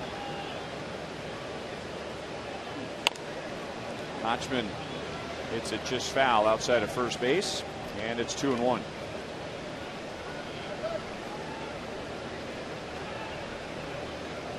Jeff Francis at 102 pitches right now in the 5th inning, so that's a lot of pitches, and I can't see him coming out again after this inning. I'd be surprised if he gets through this inning that we see him again.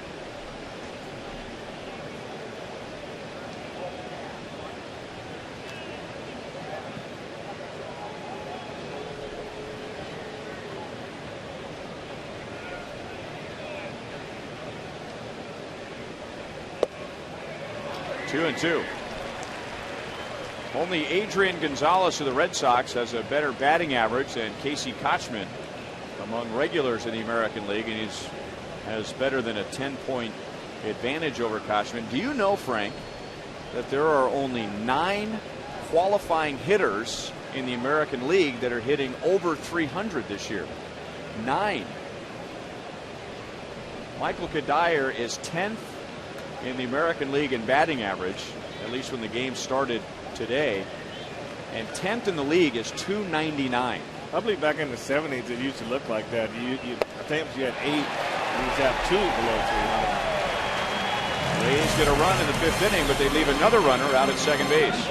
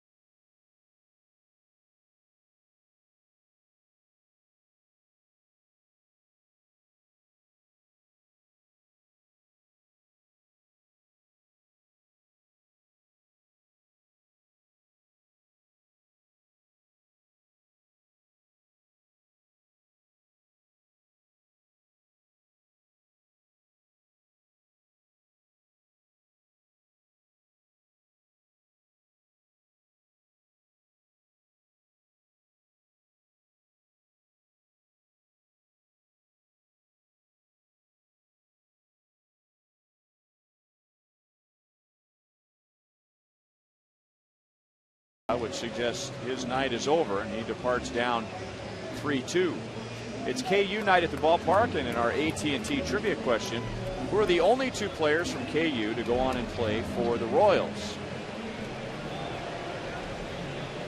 One of them, we have just discovered, was at KU when our producer Kevin Shank was at KU, and Kevin was broadcasting KU baseball games back then and broadcasted this former Royals games. So think 1950s as Escobar is thrown out by Evan Longoria. But wait a minute, the Royals weren't around in the 1950s. So how's that possible? Escobar is 0 for 2. All right, Kevin, when were you at KU?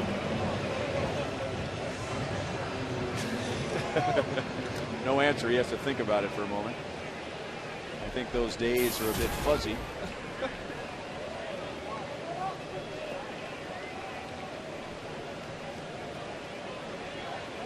All right, Kevin was there from 1976 to 1980. Outside to Alex Gordon with a single and a strikeout. Alex has hit in 5 straight games.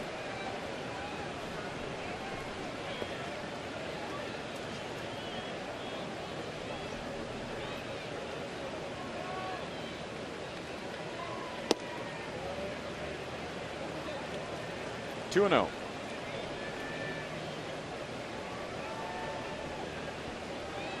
What about Brian McRae? He took some classes at KU, didn't he? That was one of my guesses.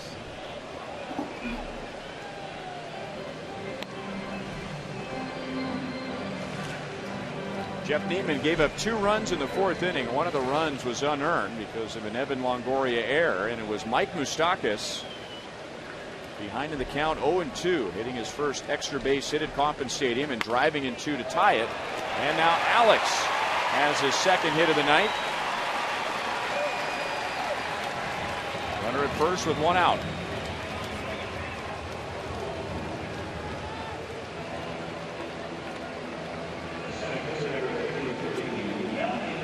Alex did a real good job just letting that curveball travel and just stayed back and just let his hands do the work and right back through the middle. See the curveball come in, shoot it right back through the box. It's a lot of space up the middle. Now I'm guessing BMAC is not one of the answers because I don't think Brian was at KU between 76 and 80.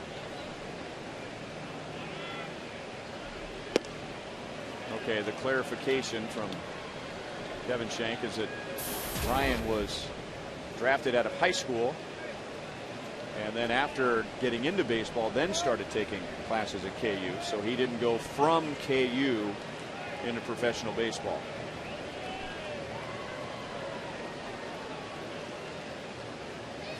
Melky has grounded out twice after driving in 3 runs last night and picking up 3 hits.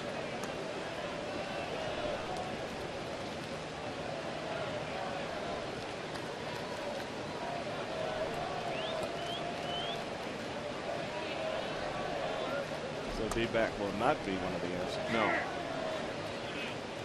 Well, but you played with one of them. But he is an infielder. Middle infielder. And you played with him? Yes. So who was it? Steve Jelps. And the other one was a left-handed reliever, Les Walren. Well, that wasn't going to be my guess. Alex is running. Shopik's throw is high, and Alex gets under the tag of Johnson.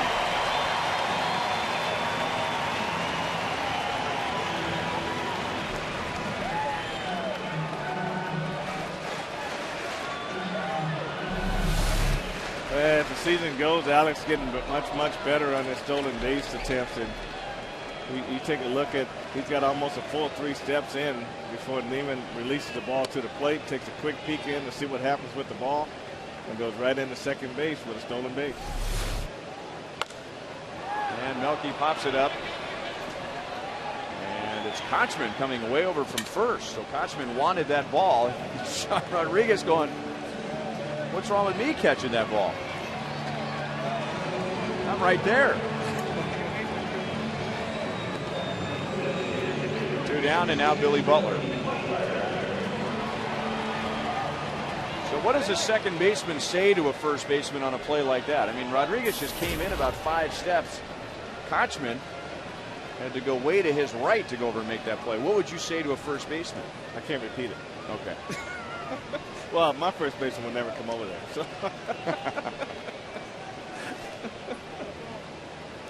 Alex was making a move toward third base, and Neiman backs off the rubber. That Big John, whenever Papa went up, he just started calling my name right away. Oh, and your name? He's not Instead of I got it? He's not going over there to catch anything. You know, it's a shame, Frank, that Big John wasn't any fun when he was with the Royals.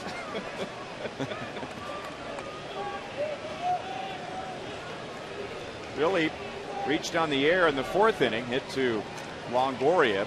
Longoria bobbled the ground ball and then threw wild to first. Billy went to second on a wild pitch, and then he, along with Eric Hosmer, scored on the Mike Moustakas double. Third ball drops low, and it's 1-1. By going 0 for 2 tonight against Neiman, now Billy is 1 out of 12 against the Rays right-hander.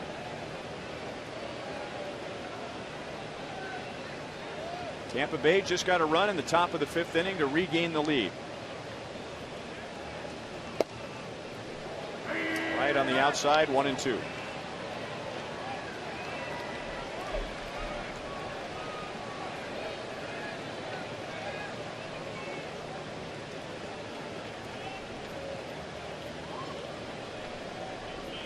And before the 1-2 pitch, Kelly Shopik's going to go out and have a word with Neiman. Remember, you can stay connected to the Royals on Twitter by following @Royals. For breaking news, instant game discussion, and special discounts, there's no better place. Follow @Royals today.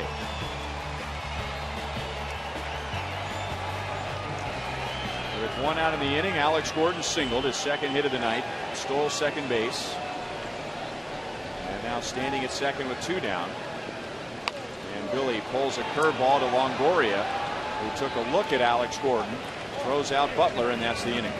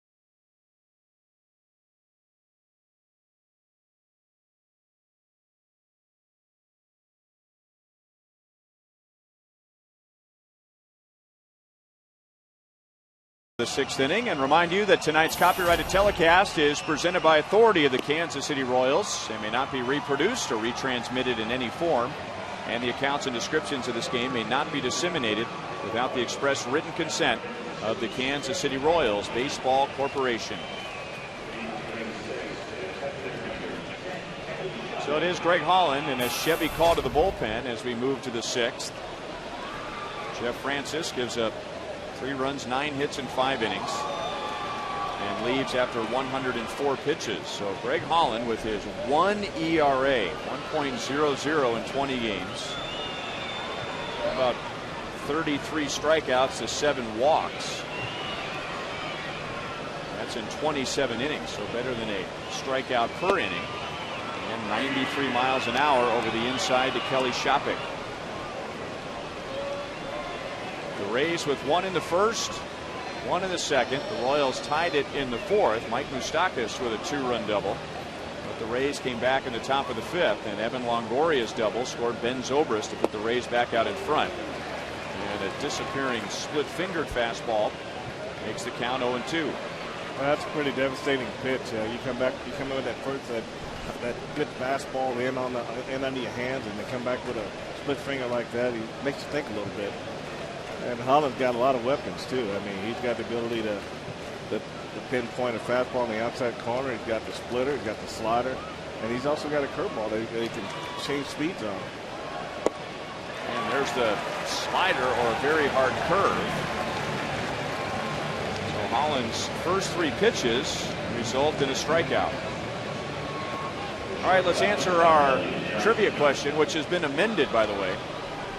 Who are the only 3 players from KU to go on and play for the Royals? Les Walren, that's the one I've come up with. Frank? Well, I came up with Steve Rinko. And? Kevin Shank, our producer, came up with Steve Jones. And the answer is? And there you have it. After further examination, Kevin Shank, seeing that Steve Jeltz was at KU in 1990, recognized that, or it was a Royal in 1990, that probably didn't broadcast his games at KU, but he is pretty sure that while he was broadcasting games, there was one guy named Steve. But as I say, those days are a bit fuzzy. My goodness. 6 pitches, 2 strikeouts for Greg Holland. Well, you talk about the array of pitches that Greg Holland has, Ryan, and here, look at his curveball, just straight down. And that could even be the splitter. They both kind of look alike in their same speed range, but devastating. Now Desmond Jennings, and the Royals haven't gotten him out yet. And that's the first pitch out of the strike zone from Greg Holland. Jennings just called up last night after the Royals beat the Rays 10-4. He tripled and scored in the first inning, doubled with an RBI in the third, was intentionally walked, and then stole a base in the fourth.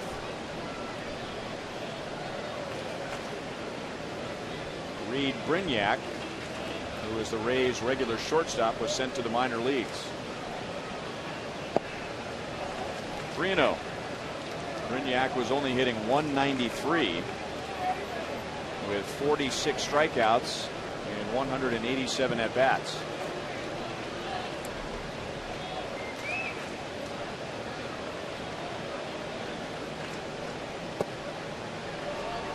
And a 4-pitch walk, and Jennings is on again.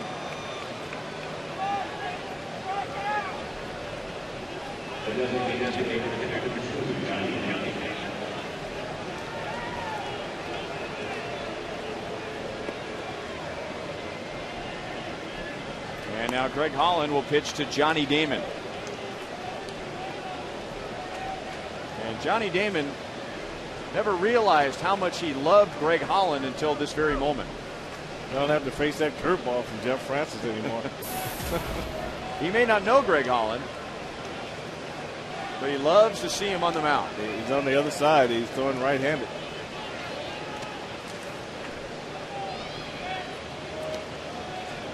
Johnny actually has faced Greg Holland once, and he walked. But against Jeff Francis, Francis just chewed him up with curveballs in the first and second innings and struck him out both times. And then Johnny grounded out to short in the fourth. Johnny, a couple times recently, when asked about going to Cooperstown and if he gets to 3,000 hits, and you look at all of his numbers, a couple of World Series championships, he's got a pretty strong resume for Cooperstown. The players don't get to choose what hat they're wearing on the plaque, but Johnny has suggested that he go into the Hall of Fame in a Royals cap. That'd be nice.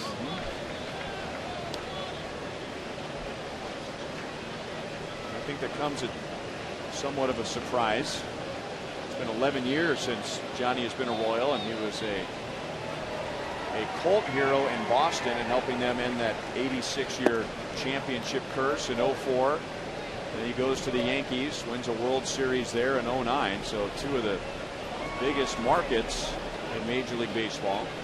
And the Tigers last year, the Rays this year. But in talking to Johnny since he's been in town during this series, he still fondly remembers his days in Kansas City.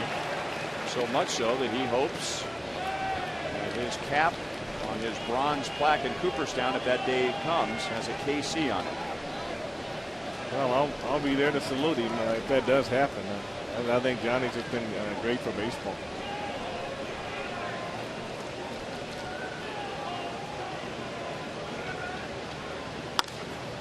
Up the middle and under the glove of Chris Getz.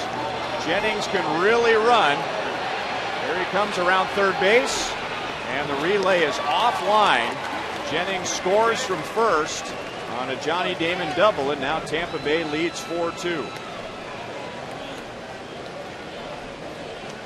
Yeah, Ryan, you don't see many guys that can score on a double that don't go to the wall, and this ball gets right under Chris Getz's glove, and you see Jennings gets a great jump, goes underneath the glove of Chris Getz, but this ball doesn't get to the wall, and he scores on it. That gives you an idea how fast he really is. You can see Jennings is off and running, makes a good turn at second, and he's coming around third, never slows down, and he scores easily. I mean, that's one of the rarities you don't see very often.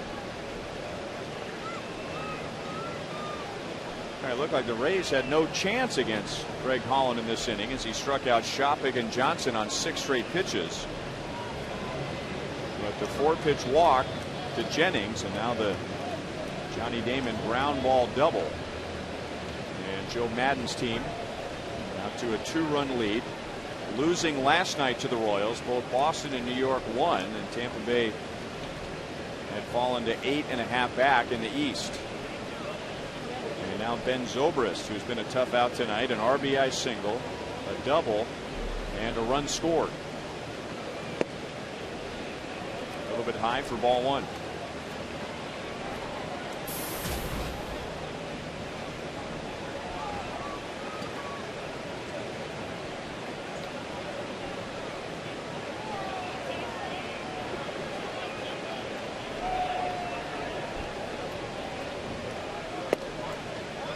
One ball, one strike.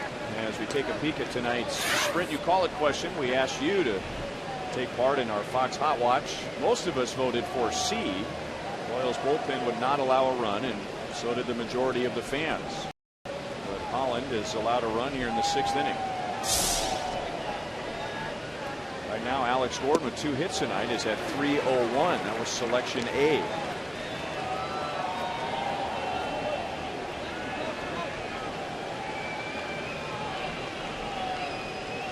24% of you fans who texted in tonight thought that Alex would finish above 300. Melky Cabrera with a chance to finish above 300, but he is 0 for 3 tonight.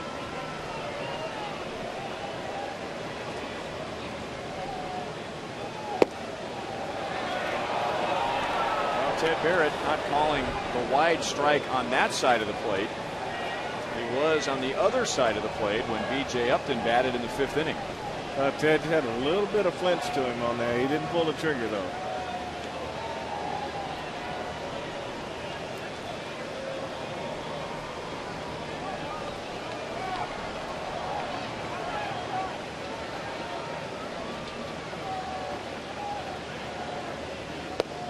Big curveball, no flinch there. Ted Barrett rings up Ben Zobrist, but the Rays add another run.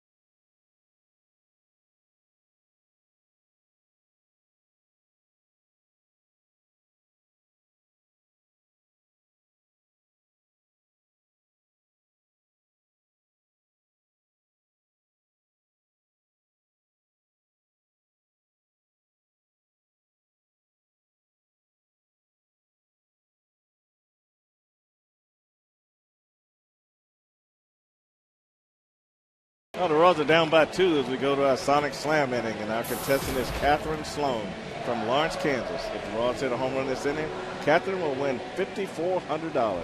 If the Royals hit a grand slam out of the park, Catherine will win $25,000 from Sonic and the Kansas City Royals. All right, Catherine, you have Eric Hosmer, 9 home runs. Jeff Francoeur, 13 home runs. And then Mike Moustakas, who has 1 home run this year. He also has a 2-run double tonight. Moustakas, or Hosmer rather, fouls the first pitch away. He singled, and along with Billy Butler, scored on the Moustakas double in the 4th inning. That tied the game at 2, and then Tampa Bay with runs in the 5th and 6th innings. Hosmer struck out against Jeff Neiman in the 2nd, and a curveball is hit hard but pulled foul.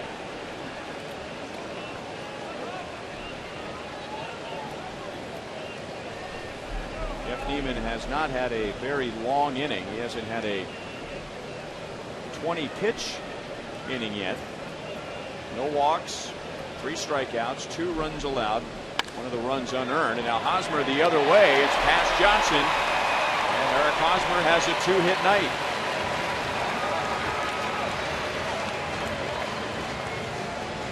Hey, you can slowly see the adjustments that Eric Hosmer is making. This ball's away from him, didn't try to pull it, went right with it. Hard ground ball, left field for a base hit.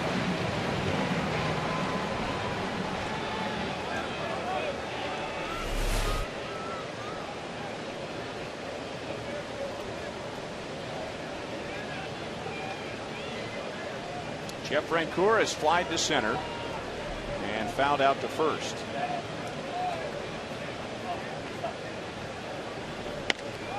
And that's line fair inside the line. Hosmer will go first to third. Francoeur has a double. Tying run at second base with nobody out.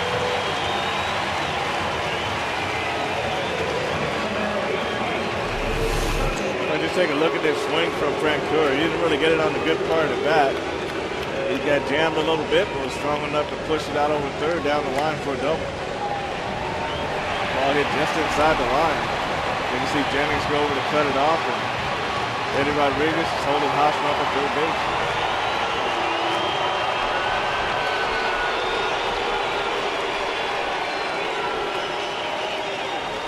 And now the combination of cheers and a Moose chant as Moustakas comes up with runners at second and third, nobody out.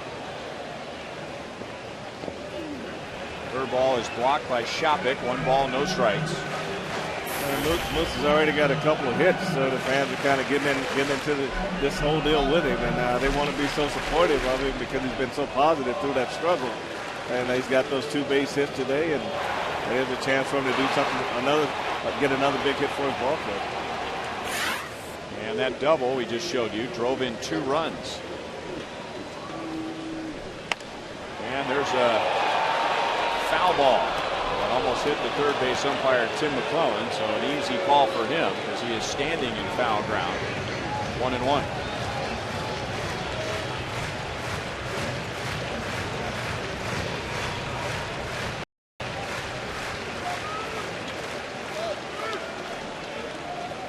Hosmer with a single. Jeff Francoeur followed with a double.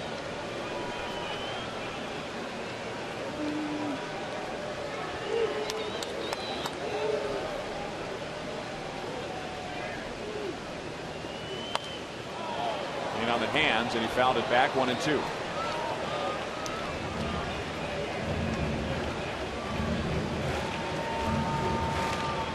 The double in the 4th inning that drove into came on an 0-2 pitch. Eric Hosmer's single to begin this inning came on an 0-2 pitch.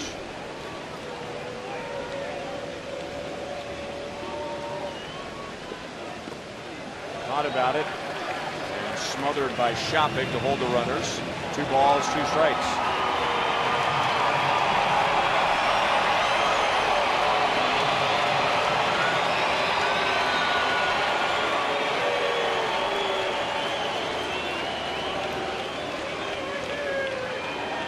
Next pitch will be number 80 for Jeff Neiman.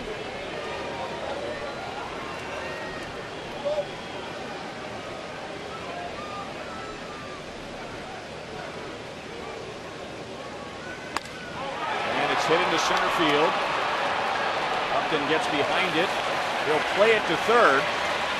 Francoeur is safe. Moustakas drives in another run. Neiman backs up the throw. So no further advance for Francoeur, but Mike Moustakas has driven in 3, and it's a 1-run game.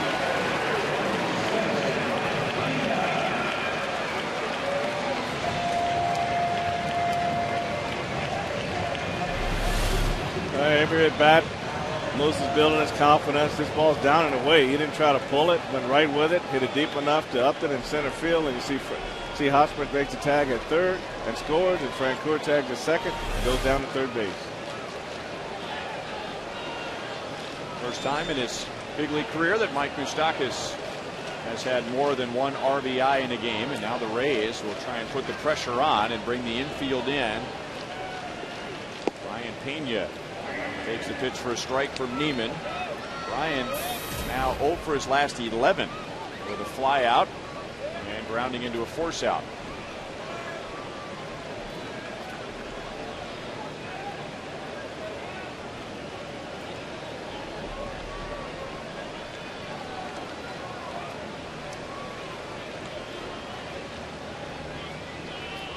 Jeff Neiman has 5 wild pitches this year.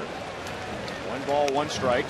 That's the most for the Rays, and that becomes an important statistic with the runner at third base.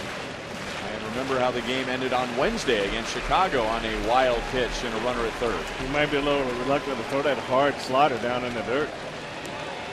You might be effectively maybe taking 1 pitch away from him if he gets concerned about the wild pitch. And Brian chasing one up out of the strike zone. 1-2.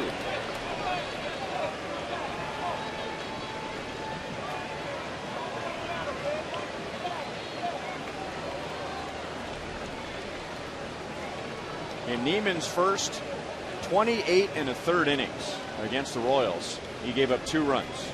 2 runs in 28 1/3 innings. And now the Royals have scored 3 in the last 3 innings. Neiman smartly staying up on Brian, but he wouldn't go for that one. 2-2. One of the runs tonight is unearned.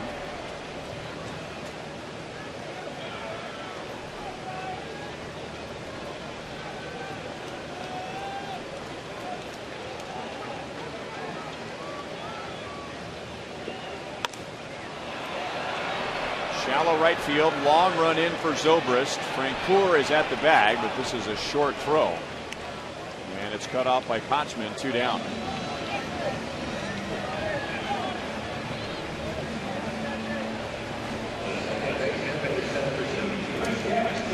Pena leaves Francoeur at third, and now Chris Getz with 2 outs.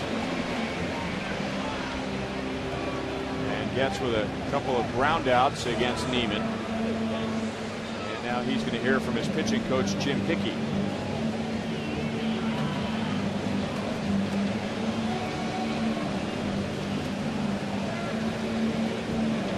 And while they talk it over, we'll remind you to reserve your spot in the best kids club in Major League Baseball.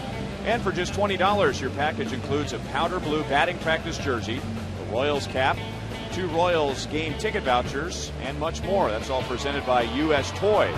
Visit Royals.com/Blue Crew to order your child's Blue Crew package today.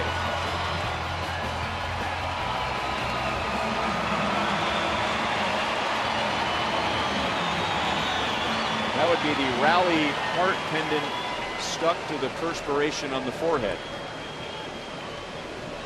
which works most of the time. Not all the time, but most of the time. Ball 1 to Chris Getz. He's grounded out to first, grounded back to Neiman.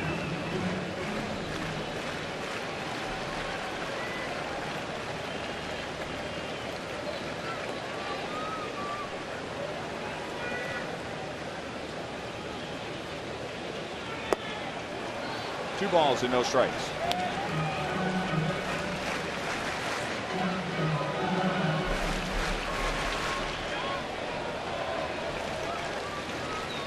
Chris likes the ball up a little bit in the zone, right, so he can get that ball out in the left center field. And he's on a good count to get the pitch that he wants right here.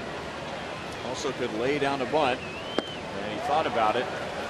Chris, as we showed you last night, with a little glance over to the right side of the infield to see where Kochman and Rodriguez were playing, but he didn't get the pitch he needed. Well, he can definitely get away with bunting with 2 outs if they're back on the corners. 3-1.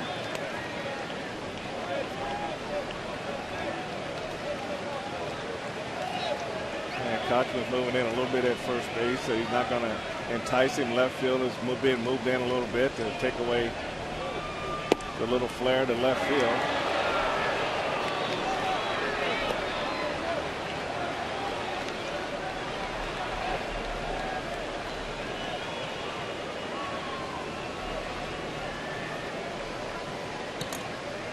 Royals trying to tie the game with a 2-run inning for the second time tonight.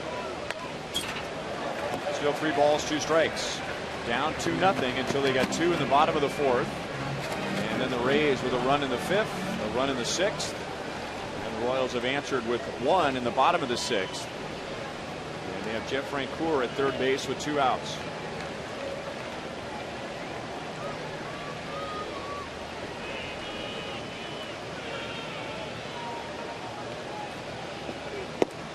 Struck him out with a fastball up. But the Royals going to run, and at the end of 6, it is a 1-run game.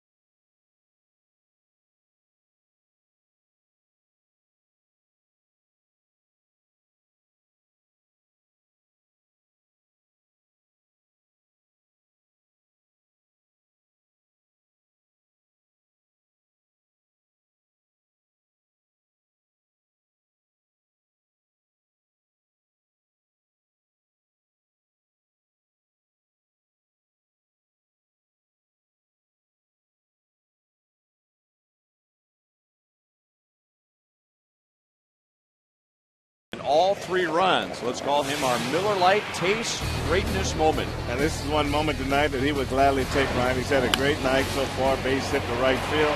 Squared the ball up real well. Here's a double in the right center field and scored 2 runs. And that's the second RBI right there. And then he comes back with a sac fly to center field. And that's his 3rd RBI on the night. So one night after snapping an 0 for 22. Couple of hits, 3 runs driven in. Strike to Evan Longoria. He has driven in a run. He has 2 hits. B.J. Upton after him, and then Sean Rodriguez. Second inning for Greg Holland. He allowed a run in the 6th. Struck out the first 2 hitters, and he did that on 6 pitches. But Desmond Jennings walked. Johnny Damon doubled him home, and then another strikeout. So Holland did end up striking out the side, along with giving up a run. 1-2 on Evan Longoria. Tampa Bay Rays first-round pick in 06. Got to the big leagues in 08. And 6 games into his big league career, the Rays signed him to a 6-year contract. 2 balls, 2 strikes. And it seemed like a great deal at the time, and still is. But back in 08, when he got that deal, he ended up being the American League Rookie of the Year. Well, they saw something and he saw something. I mean, they saw a player that they knew was destined to be a great player, and he saw where he wanted to be and let him lock him up, and he was happy to be there. And then he's had success there, as not only individually, but he's had success as a team. For whatever reason, he has not played well at home. He looks like Evan Longoria away from St. Petersburg, but just a 200 hitter at Tropicana Field. And Greg Holland strikes him out 95 miles an hour. So all 4 of Greg Holland's outs tonight have come with a strikeout. He just got strikeout type stuff, and in this fastball, he just rides it right in on his hands, and the bat's a little bit too slow for the fastball inside.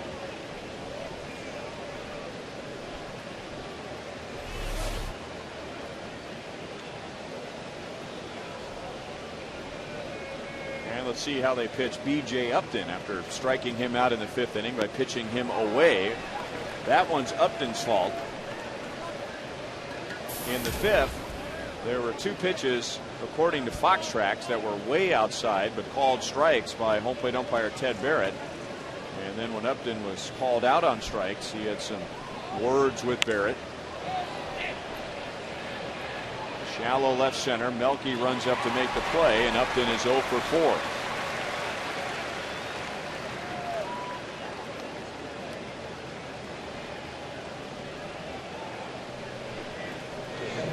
Pepsi Max is the official soft drink of the Fox Sports Kansas City broadcast booth and is also a proud supporter of the Royals 5K, benefiting Variety Children's Charity. You can run or walk, and it all benefits Kansas City kids. Pepsi Max, 0 calories, maximum Pepsi taste.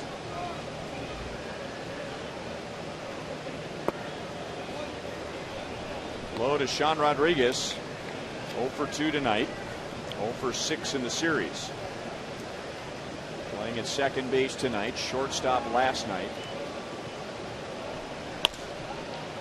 And Moustakas with a backhand, strong throw to Hosmer, and it's a quick scoreless 7 for Greg Holland.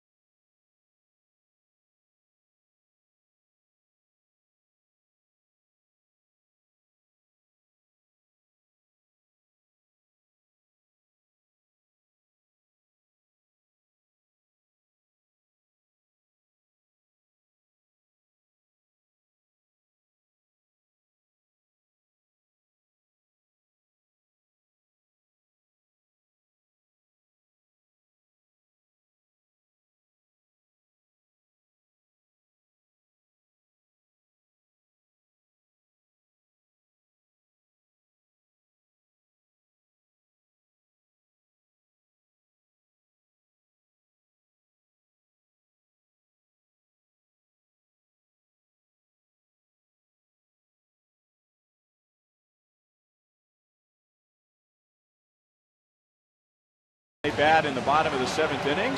7th inning stretch.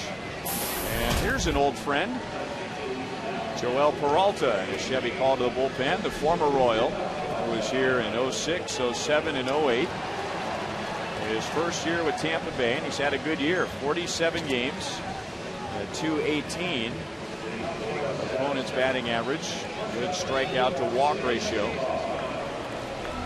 And he comes on with a 1-run lead, and you'll get the 9 1 and 2 hitters for the Royals. The Royals scored 3 runs in 6 innings against Jeff Neiman. which would be considered a whipping compared to what they've done in the past against Jeff Neiman, which was next to nothing. So Neiman, who went 8 innings and gave up only 2 hits to the Red Sox and no runs on Sunday, is out after 6 innings tonight. And now it's in the hands of the Rays bullpen. A strike to Alcides Escobar.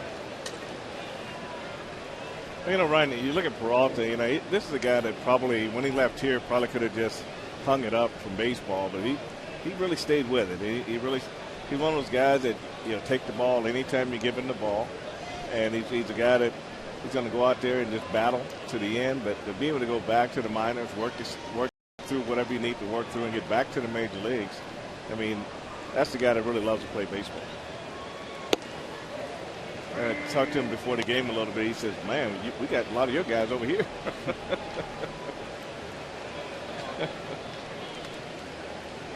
But a fun guy. He's a great guy to be around. I'm looking at that last year with the Royals, and getting to your point, Frank, he was 1-2 in 08 with the Royals, and his ERA was about 6. And he was then sent down to TBA Omaha, where he pitched very well. Good splitter, which is a trademark pitch for him, and he strikes out Escobar. Alcides is 0 for 3. Don't forget, Royals fans, the next time you want to catch a Royals game, head to StubHub, where you'll find the seats you want and the freedom to choose where you want to sit. StubHub is the official fan-to-fan ticket marketplace of the Kansas City Royals. There are the StubHub seats.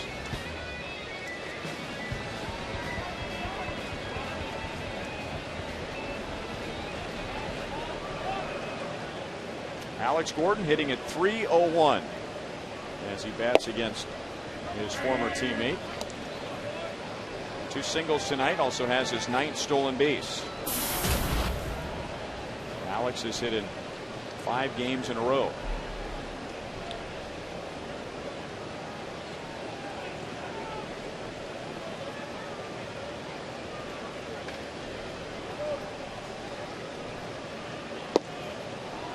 Oh, 2. That year that Peralta was sent down to Omaha in 08, I remember he impressed the Royals so much because you get, what, 72 hours or whatever to report when you're sent down if you need to take care of personal business or maybe clear your mind because of the disappointment. And Peralta, the day he was sent down, got in his car, drove to Omaha, and pitched that night. Said, you want me to go down and work in the minor leagues? Well, that's what I'm going to go do. Royals got him off of waivers from the Angels in 2006. His best year for the Royals was 07. 62 games, a 3.8 ERA, and he had a save, his first major league save. I know Mike Dursley, AAA manager for the Royals, he loves it when guys come down and just want to go right to work. He kind of senses when guys are very, very disappointed. So he said, I just simply go to him and say, look, you got 3 days to work it out. Then we go back, we get to playing baseball. And he said that philosophy has really helped them in managing AAA and the different type of players that come through AAA. Peralta with a kind of a quick pitch, speeding up his delivery, and Alex Gordon asking Ted Barrett, is that legal? Yes, you got to watch Hozier. I guess you really don't have to come set if there's nobody on base. And he keeps the split finger grip all the time.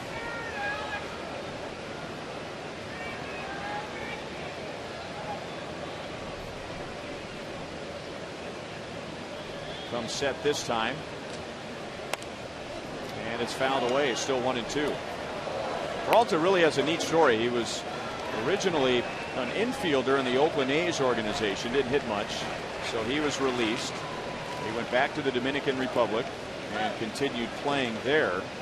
And he was playing third base on the summer team when his team ran out of pitchers, so they asked Joel to go on the mound.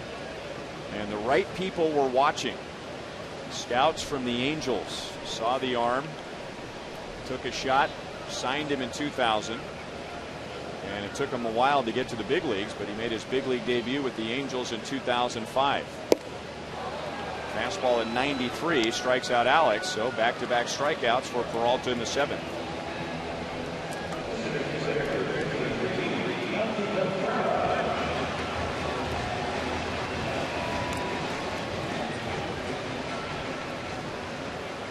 And now Melky Cabrera, 0 for 3 tonight against Jeff Neiman, and now we'll see how he does against Peralta.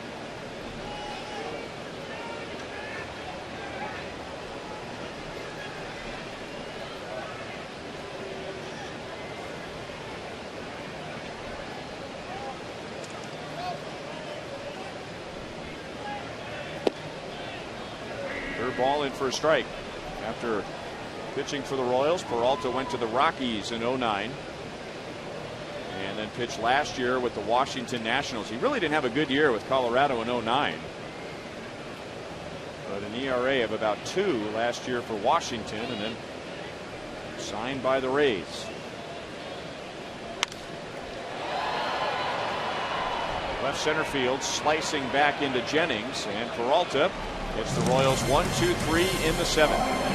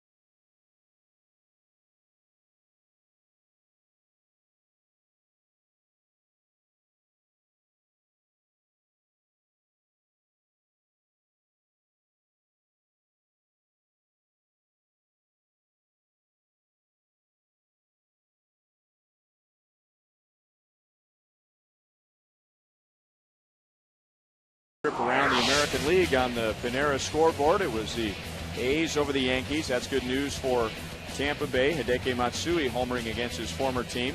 Minnesota with Scott Baker coming off the DL. They beat Detroit. The Indians were postponed, so Detroit is a game ahead of them in the Central. Baltimore beats the Angels. Seattle out in front. They're trying to end a 13-game losing streak. And it's Texas in front of Toronto. 13 in a row. Ouch. That's a big ouch.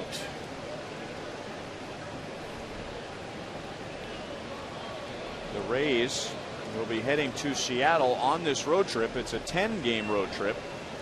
They'll go from here to Oakland, and then from Oakland to Seattle. Casey Kochman went around. Casey Kochman played for the Mariners last year and hit .217. He is a .259 career hitter, at least before this year, and now batting .331, which is second best in the American League. Well, he'll feel good going back to Seattle. But, you know, a lot of times the ballpark makes a big difference. Some hitting coach philosophy makes a big difference. Somebody says that one word that kind of clicks with you. It shows you that one little move in your stance and your setup, and then before you know it, you're doing something totally different. Wasn't even a roster player in spring training, but the Rays lost Carlos Pena to free agency, and so they figured they'd at least go out and get a good glove man in Casey Kochman, and they've gotten more than that. Kelly Shopik is 1 out of 3 with a single to left field in the 4th inning. Rays regular catcher John Jaso is currently on the disabled list. Robinson Chirinos caught last night. Kelly Shopik tonight. Now a longtime dependable backup catcher. A former second-round pick of the Boston Red Sox in 2001 out of Baylor University. Had some knee and shoulder troubles in the minor leagues, so that slowed his career down. Aaron Crow warming up behind Greg Holland, who is trying to give the Royals 3 innings.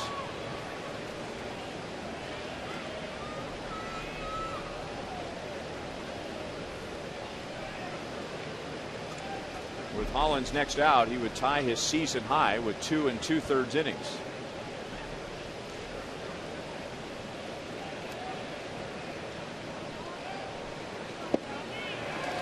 Greg Holland has 5 strikeouts.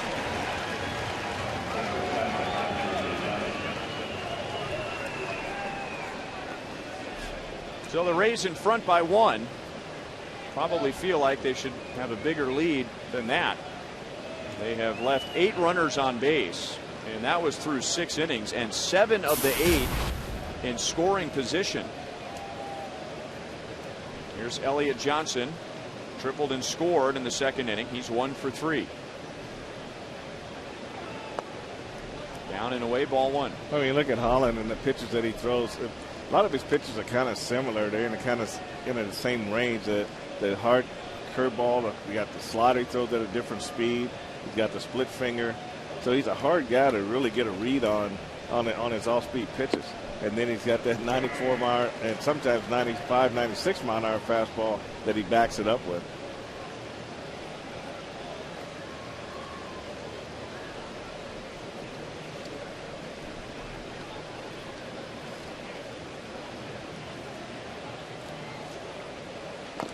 Think of all the guys we've seen over the years with good arms, and just takes them a long time to figure out what it takes to pitch at this level, if they ever figure out at all. And so many guys, they get a little bit better, but it sure didn't take Greg Holland very long. 15 games last year, a 6.75 ERA. Pitched well in spring training, didn't make the club out of camp, so started in AAA. And Greg Holland now this year with the Royals. This is his 21st appearance, and his ERA right around 1. And he has a fan club.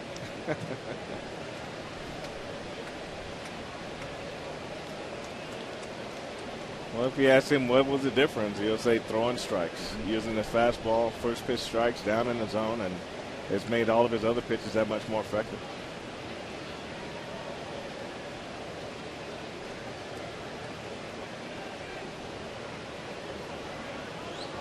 Royals 10th round pick in 2007 out of Western Carolina University.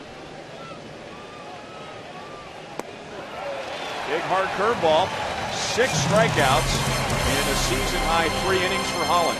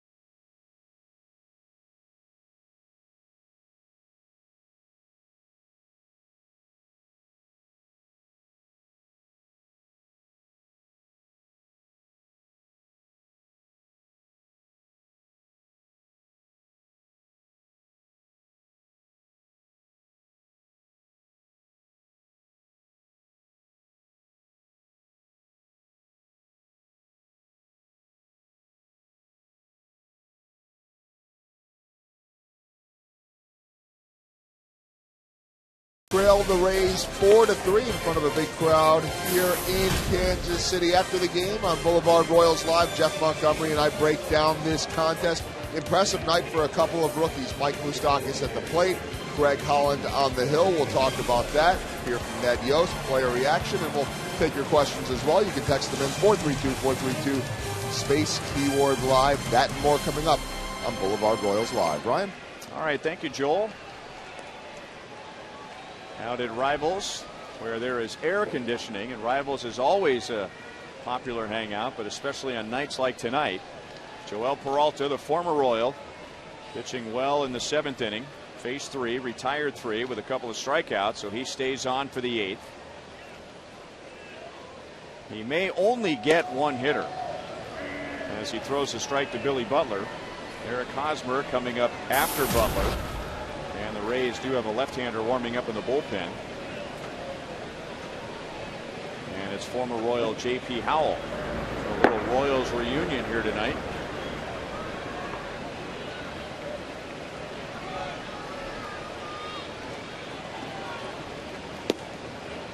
I remember when Peralta was here and Buddy Bell used to talk about how we just couldn't resist bringing Peralta into games with the game on the line. Maybe not in the 9th or the 8th inning, but sometimes there's a critical situation earlier in the game. But Peralta just always wanted the ball, and Buddy Bell could just never get past that. Anytime you have somebody down there that you trust, first of all, you got to trust them. It's all right to want the ball, but you got to be effective. And I think that's one thing a manager leans on. That's what makes a guy like Peralta valuable to your pitching staff. Peralta's the kind of guy that makes you wish that these guys were machines, and you could take his head and his mentality and put it on somebody else's body, or you could take somebody else's arm and give it to him.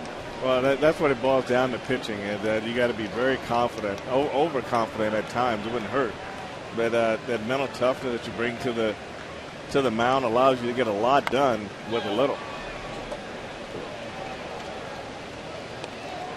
Billy 0 for 3. He reached on an error leading off the 4th inning by Evan Longoria at third base.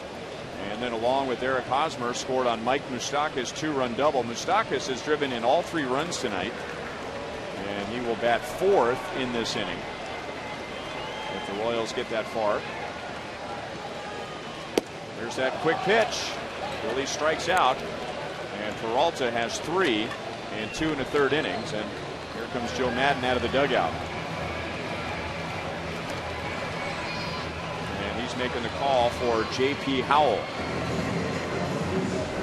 So Howell, who gave up 2 runs in less than an inning last night, comes on in the 8th.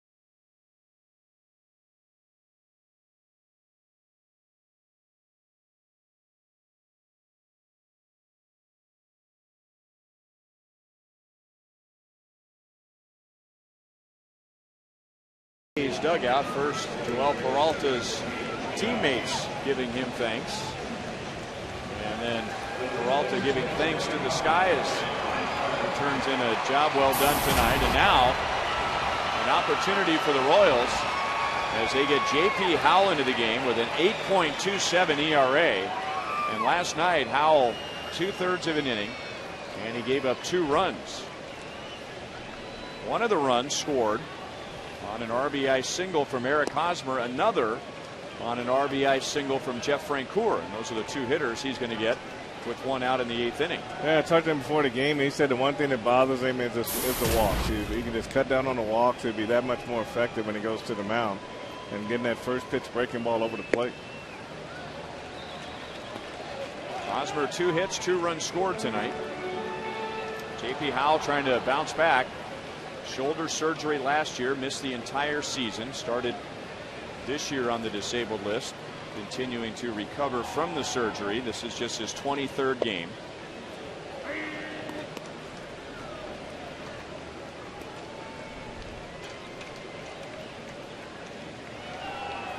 Anytime a guy has a decent opponent's batting average, and Howell's is 277 and a very high ERA, 8.27, normally that will point you directly toward walks.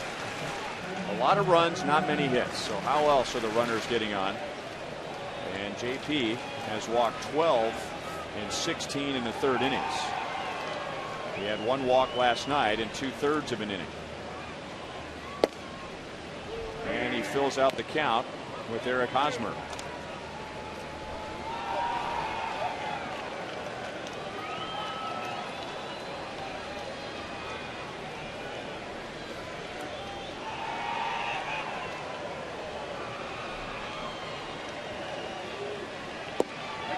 And a breaking ball strikes him out. No argument from Hosmer, so he was expecting something else.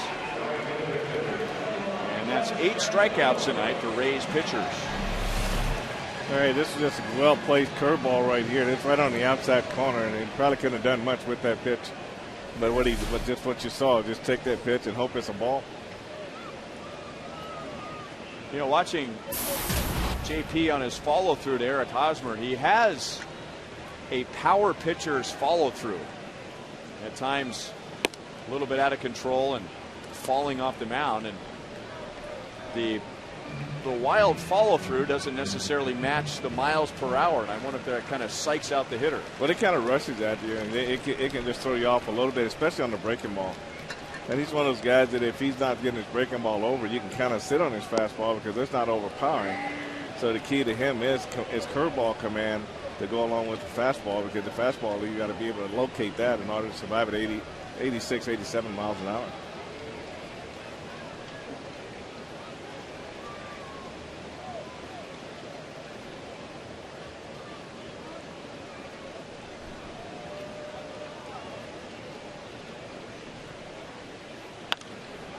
Fouled away. All right, Frank, quick 2-out story. You got to tell the J.P. Howell dude story. I just wanted to take him out of the game. I went out to visit him out in Tulsa in his first start, and it was kind of hot. He threw a lot of pitches like the 4th inning. I said, JP, I said, you know, how you holding up? He said, well, dude, I'm hot. You know, it's really smoking in Tulsa, and he was just hot, man. And I said, well, dude, that's JP. You know, you don't refer to the manager as dude. So I talked to him today, and he said that's the story he tells all the time when he comes here, is how he referred to his manager as dude. Well, Jeff Francoeur says, dude, as he gets drilled by a 1-2 pitch and goes limping down to first base.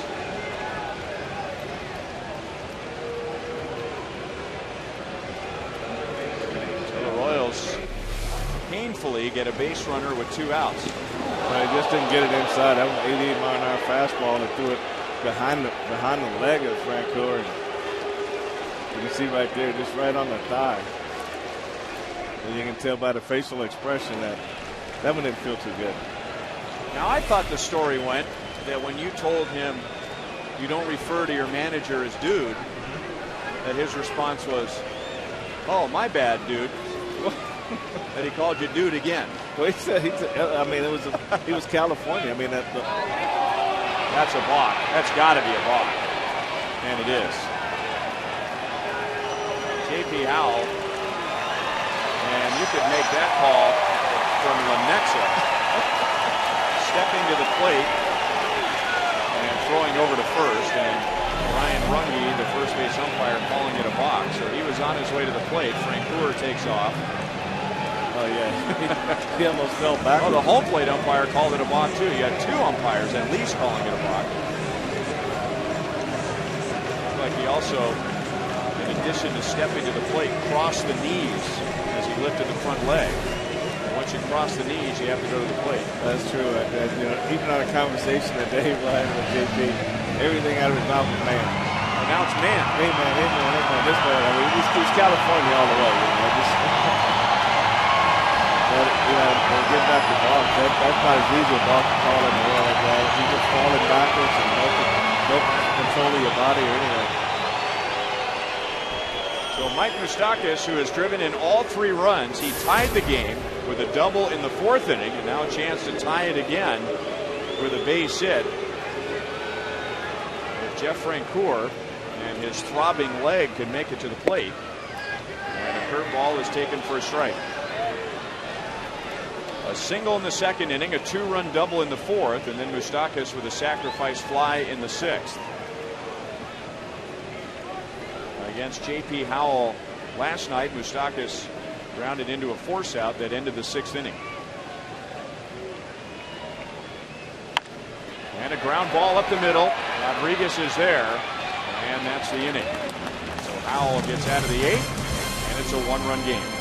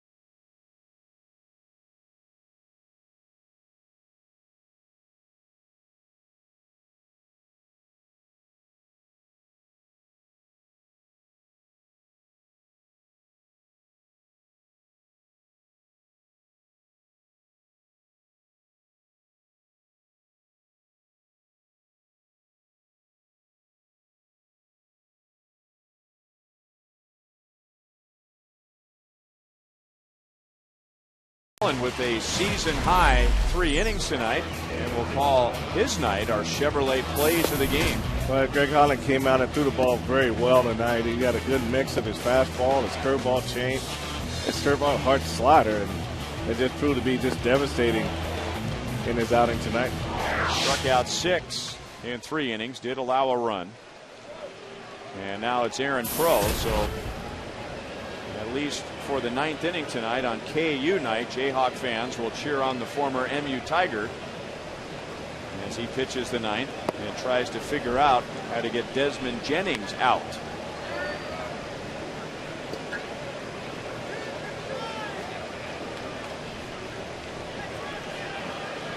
After the game last night, the Rays sent Reed Brignac to the minor leagues, called up Desmond Jennings, tripled to begin the game tonight, came around to score, then doubled with an RBI in the 2nd, walked in his next 2 at-bats.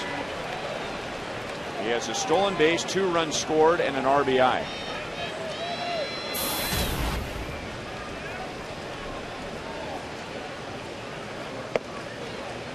Two and 2.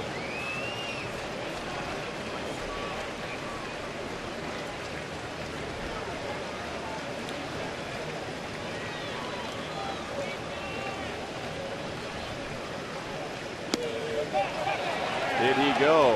No. First base umpire is Brian Runge.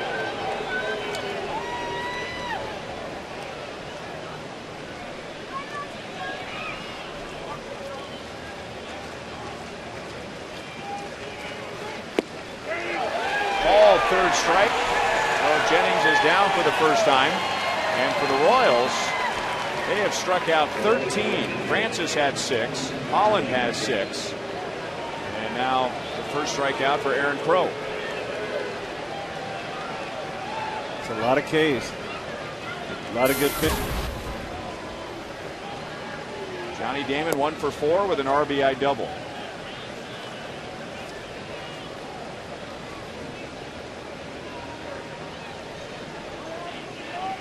Tampa Bay Rays, as an offense, have struck out the 3rd most times in the American League.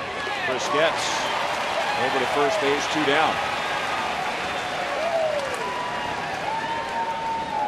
That's former Royal Kyle Farnsworth, who was the Rays closer, getting ready for the bottom of the 9th inning.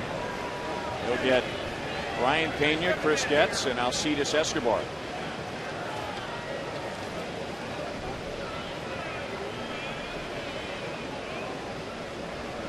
With the 3rd most Ks, strikeouts in the American League, that's a step forward for Tampa Bay. Last year, they led the American League in hitter strikeouts with 108 more than the next closest team. 108. They also led the league in walks. Well, Carlos Pena was on that team, and he had a ton of strikeouts. He alone, yeah. There's a difference right there from being the most strikeouts by a wide margin to being 3rd the next year. Carlos Pena is now in Chicago. 2 balls and 1 strike. Ben Zobrist, 2 hits, an RBI, and a run scored.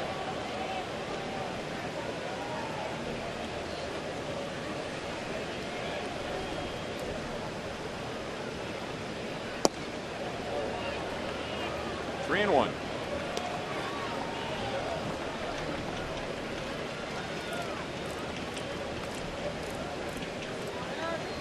Four runs, 10 hits for the Rays. They have left 8 on base and 7 out of 8 in scoring position. Moustakas to the grass, and that's the inning. So the 3rd straight former Royal will come out of the Rays bullpen.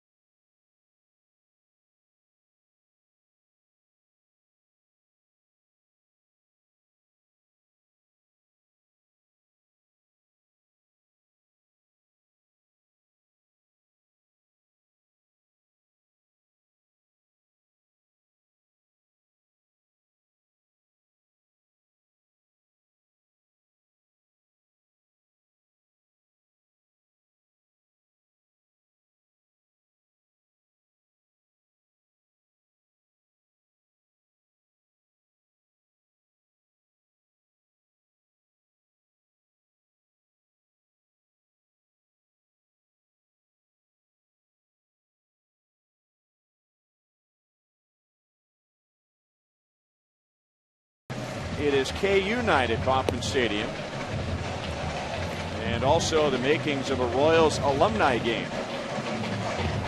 After Jeff Neiman came out for the Rays, Joel Peralta, J.P. Howell, and now Kyle Farnsworth, all former Royals. And now Farnsworth going for his 20th save. He has 3 blown saves. It's interesting. Manager Joe Madden has never come out and said that Farnsworth is the closer. I don't know if that's some form of psychology, but Farnsworth just happens to be the guy who pitches the ninth inning in save situations, but they've been very careful in calling him the closer, and maybe because in years past, other teams like the Cubs, the Tigers, the Braves, and the Royals, when he was here, used him as a closer, and he's always been much better in the seventh and eighth inning than he has been the ninth. Mitch Meyer will bat for Brian Pena, then Chris Getz and Alcides Escobar. You know, Farnsworth still has that big arm, though. He can get the fastball up to 97 miles an hour. He's added a cutter to his repertoire, and he still competes. You know, he's able to get the breaking ball over first pitch, which is something that he had a hard time doing here. Remember, he used to be all hard fastball, hard slider. Then Bob McClure got him to that point where he can get that get me over breaking ball before a strike. So it was all about locating your fastball and hitting your spots. But right now, like you said, he's just another reliever on the staff.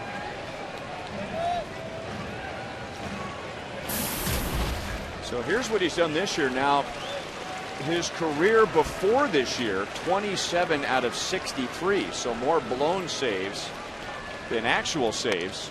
And of course, we always have to point out when a pitcher has been mostly a setup man, that can be a bit of a deceiving statistic because a setup man can only get a blown save. Right. Normally, they're not going to get a save opportunity. The closer is going to get that, but still. Many more blown saves than actual saves, but so far so good this year as Rafael Soriano, the Rays closer last year, signed with the New York Yankees. Myers strikes out. So Farnsworth gets the first out at the bottom of the ninth inning. Royals have not scored since the sixth when Mike Moustakas hit a sacrifice fly.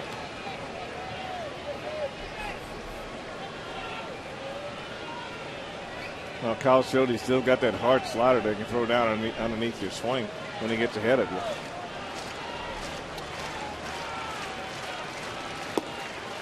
Farnsworth spent a couple of years with the Royals,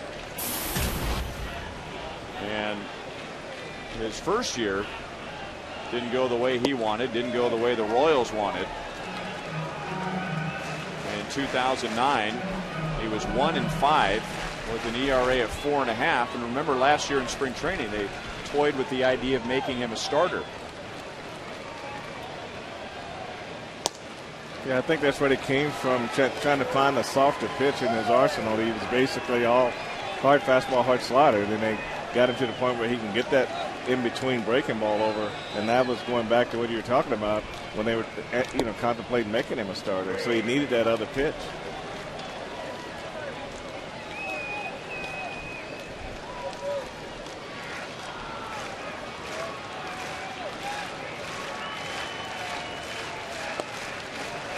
Gets walks with one out, so the tying run is at first. Very good speed.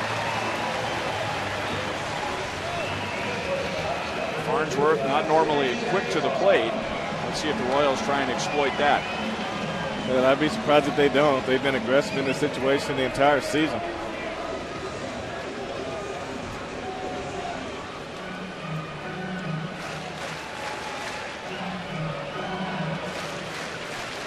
Getz has 18 stolen bases. He got his 18th last night. He has been thrown out 6 times. Escobar 0 for 3, struck out his last time. This will be his first career at bat against Kyle Farnsworth. Almost picked off Getz. Wasn't a great throw, but Getz almost slid right into the tag. Well, he almost did. It was a quick move to first base. I saw a stat coming into this series. When you see this throw going over, I mean, wow. That is about as close as you can come right there. Where you look at closers and how many closers actually see what Getz handed Ryan, how he comes back to the center of the base. You want to teach him to come back to the outside part of the base to make that tag longer. But you wonder how many times closers come out and get a 1-2-3 inning. And I saw a stat said it only happens about 35% of the time. That you go down 1-2-3? 1-2-3.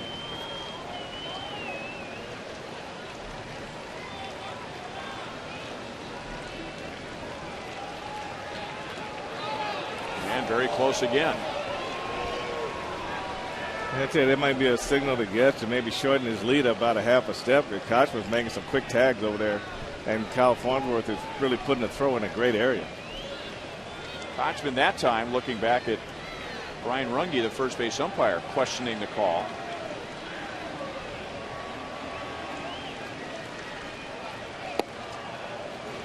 Slider missed outside, and Ted Barrett has called pitches way outside that part of the plate.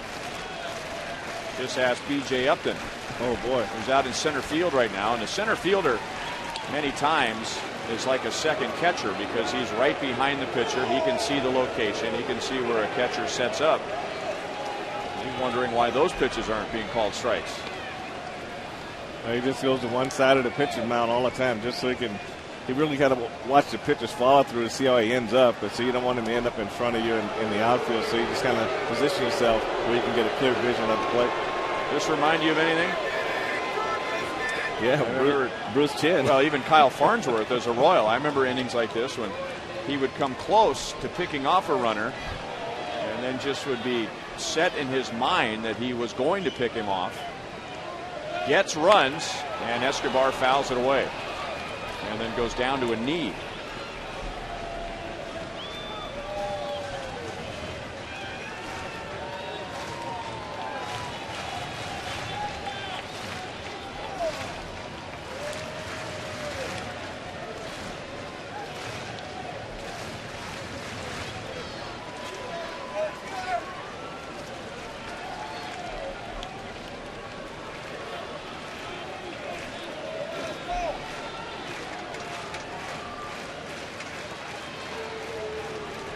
Timeout for a moment. There's a little issue at one of the dugout suites on the third base side.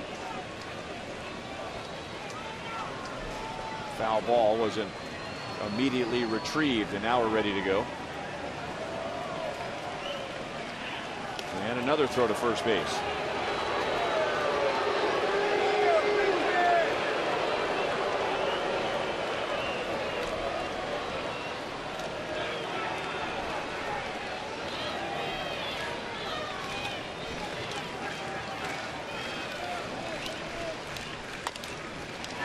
Chopped to short. Johnson to second base. No double play. Hard slide by Getz. And the Royals are still alive in the ninth inning.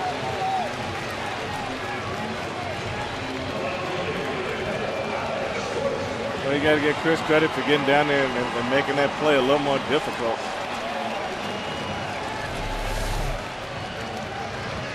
Rodriguez made a real good turn, even though Chris Getz was all over him. So there's what you're talking about, where Sam Fuld may have been out of line last night. The spikes were down, and Getz more or less taking out Rodriguez with his knees than with his spikes up. Right, you just want to be up in the mid leg area. I mean, catchers sometimes you get it at home plate like that, but I think a lot of times when you slide straight in, that lead foot is always going to be there, but you just want it down. And that'll give the second baseman an opportunity to jump around you, jump over you.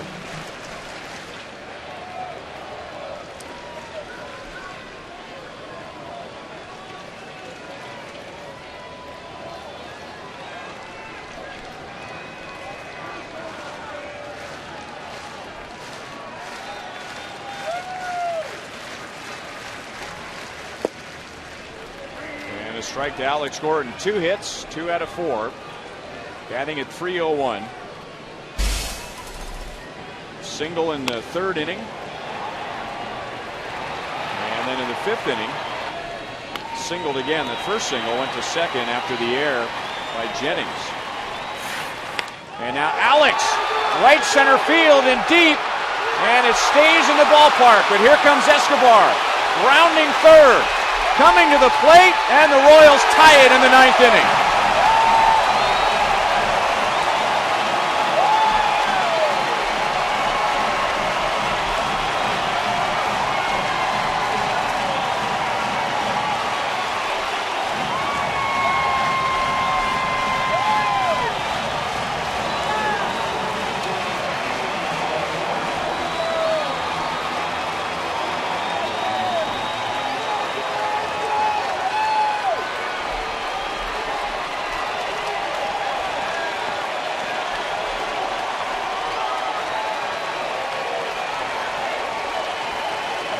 couple of teammates hooking up here. They played together with the Yankees, Melky Cabrera and Kyle Farnsworth.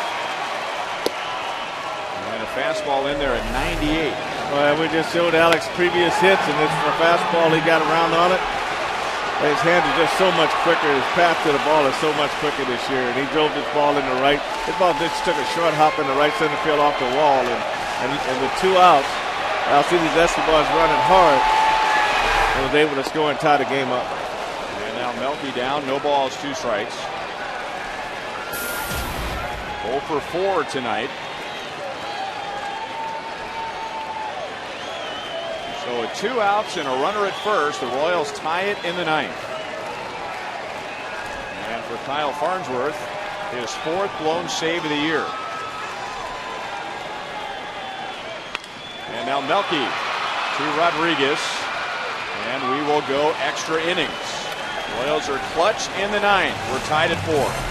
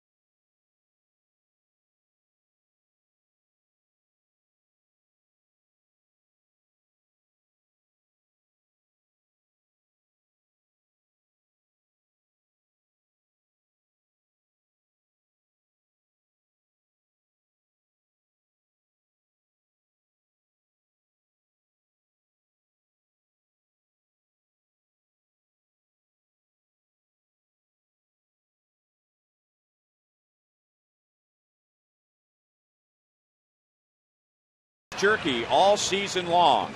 Jack Link's beef jerky. Feed your wild side. Well, the headline so far, Frank, would be Alex Gordon's game-tying double, but the footnote, Chris Getz breaking up a double play. Well, that really kept the inning going, and it gave Alex Gordon an opportunity to bat, and he had to double to right center field to tie the ball game. So you play hard to the last out. You just never know what will happen. Aaron Crow worked a scoreless 9th inning. Evan Longoria leads off. And he's down quickly. No balls, 2 strikes. 2 hits and an RBI for Longoria with BJ Upton on deck, and then Sean Rodriguez. 1-2. So Jeff Francis is off the hook. 5 innings, allowed 3 runs. Greg Holland went 3 innings. Gave up 1 run. Matt Trainer now behind the plate. Mitch Meyer batted for Brian Pena in the 9th.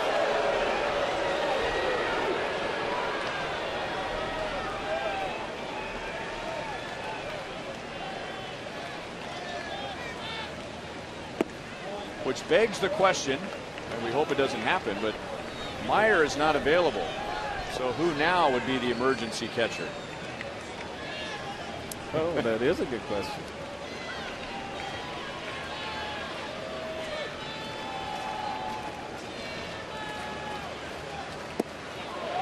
And the slider just missed down and away. So Longoria comes back from 0-2 and opens the 10th with a walk. They get sliding hard in the second base to prolong the 9th inning, and that gave Alex Gordon a chance to come to the plate. And he drives this ball into right center field. We're up against the right center field wall, and Alcides Escobar with 2 outs running on the play was able to score.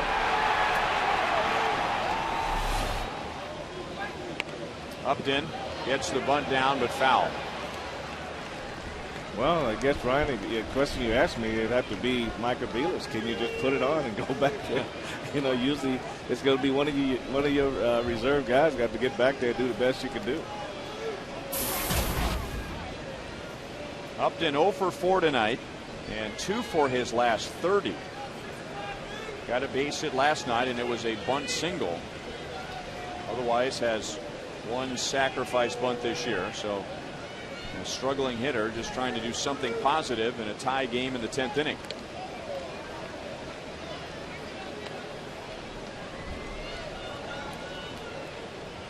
He has struck out twice, and that gives him 98 on the year. Missed a hard slider, and he's down 0-2. And that's a hard slider. That pitch there is unhittable. He'd almost have to make a mistake and leave that one in the middle of the plate. If he keeps it way through that pitch right there, there's not much hitters can do with that pitch. Tried to go farther down and away. 1 ball, 2 strikes.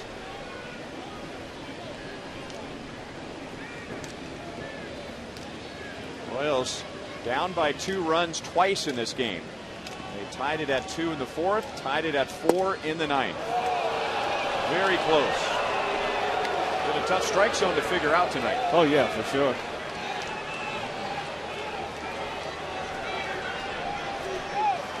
Yeah, B.J. Upton's probably thinking he's owed a free pitch or two. He might feel that way, but sometimes you expect an umpire to zero you in, and right now Ted Barrett's been on both sides of the plate, up and down.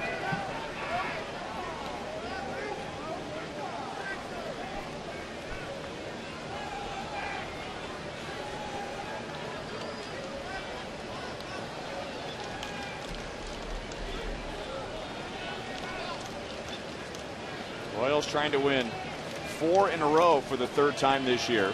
Meanwhile, Tampa Bay has lost 7 of their last 10.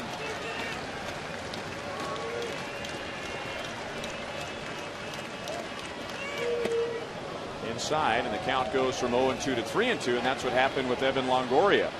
0-2 to 3-2, and Longoria walked.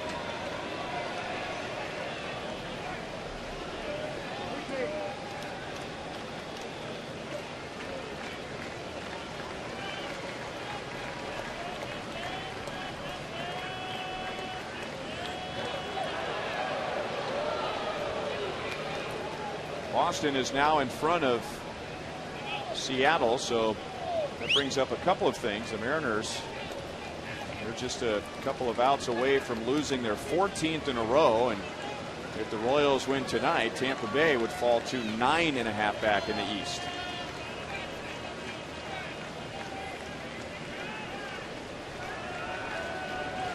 Longoria runs, and it's outside, ball 4. So back-to-back walks, where both hitters at one point were down 0-2.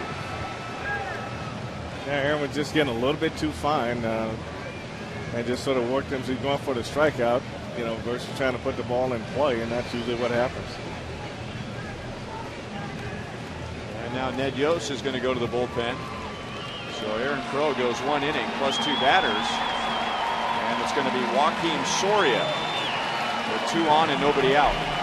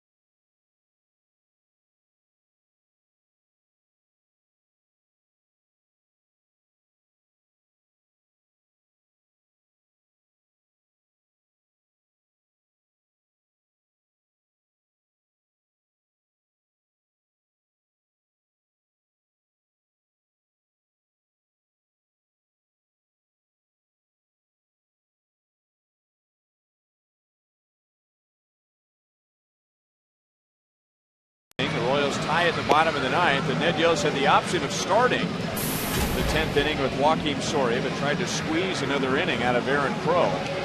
But after back-to-back walks, Soria comes on. Who better to get the Royals out of this? First and second, nobody out. Tie game in the 10th. There are Soria's overall numbers, but since June 2nd, when he regained the closer's role, Soria's ERA is 0.47. We'll get Matt Joyce and not Sean Rodriguez. Joyce coming on as a pinch hitter. 1 out of 4 with a home run last night against Luke Hochevar. Those are his numbers as a pinch hitter. Against Joakim Soria, he is 2 out of 3. By bringing Joyce in the game, it kind of takes the thought of the bunt out of the equation in this inning so far. Rodriguez stays in, you figure he's going to try to bunt the runners over. Soria wants to go over the signs one more time with a runner at second base. With nobody on, a runner at first, a runner at third, first and third. Matt Trainer just has to put down one sign. With the runner at second base, it's a series of signs, so the runner at second can't relay any information to the hitter. Outside, ball 1 to Matt Joyce.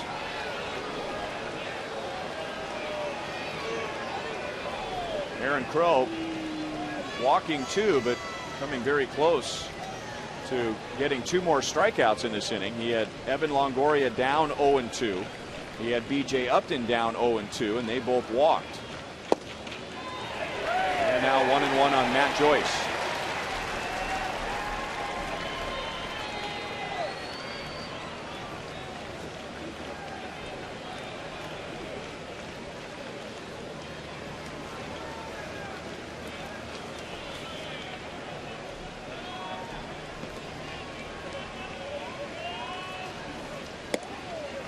Two balls and 1 strike. At the end of May, Matt Joyce was one of the league's leading hitters. He was hitting .377. That was May the 28th. But since then, he has hit .191.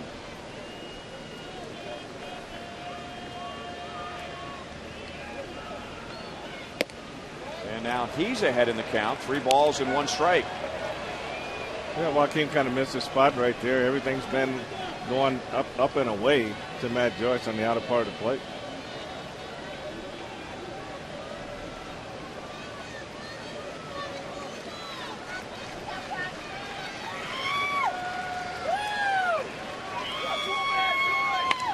And that's lined into left field.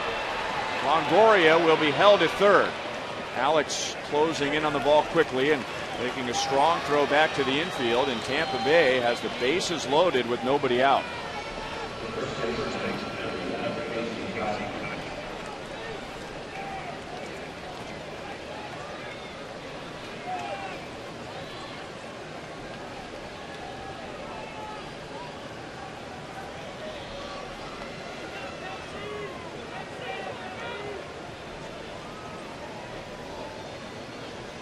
And now Casey Kochman, a .330 hitter, 1 for 4 with a single.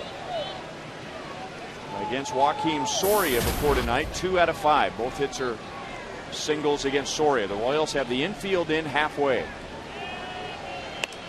And Kochman fouls it away.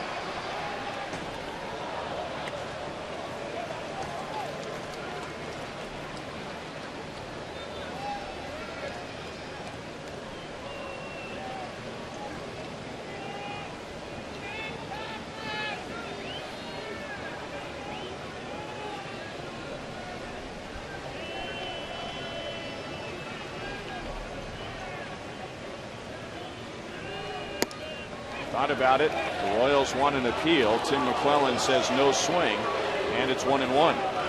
That's another fastball that Matt Trainer wanted Joakim to throw on the inner half, but ball got up and flared to the outer half of the plate and up in the zone. Soria normally with excellent control, so you don't expect a wild pitch from him with a runner at third base, but it's worth looking at, and he's only uncorked 1 wild pitch all year. And Kochman grounds it back to Soria. a chance for one out, and they get it at home plate. Soria looked more like a hockey goalie trying to save that ground ball. Bases loaded, one out.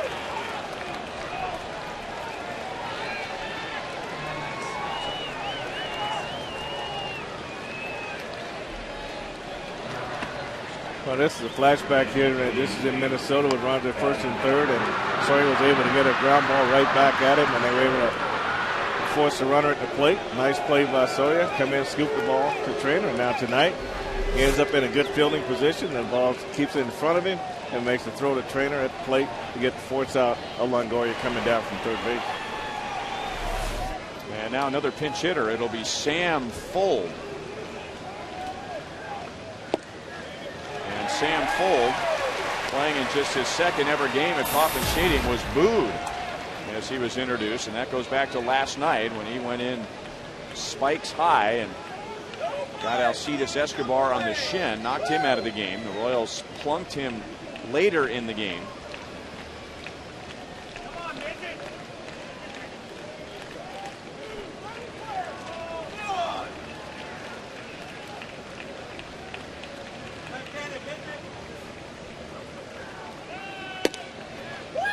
One and one.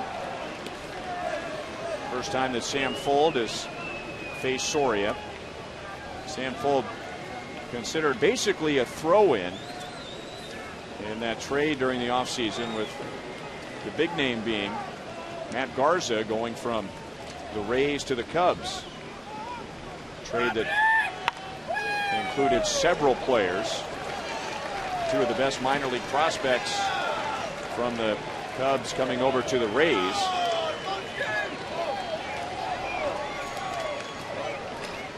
Sam Fuld, a handful of games in 07, 65 games in 09, and a handful of games last year with the Chicago Cubs.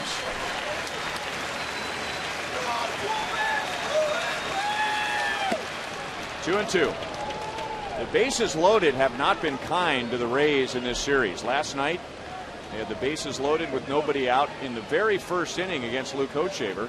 They had scored before the bases loaded, but couldn't get anybody home. Tonight, with the bases loaded and 2 outs in the first inning, couldn't score anybody. They have left 8 on base, 7 in scoring position, and down goes Fuld.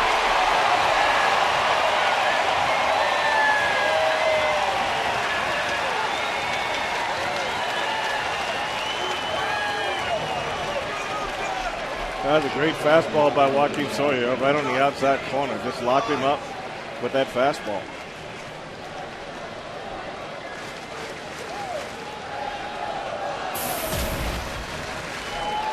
And now Elliott Johnson, a 198 hitter. He does have a triple and a run scored tonight. And he is facing Soria for the first time. And a fastball for strike one.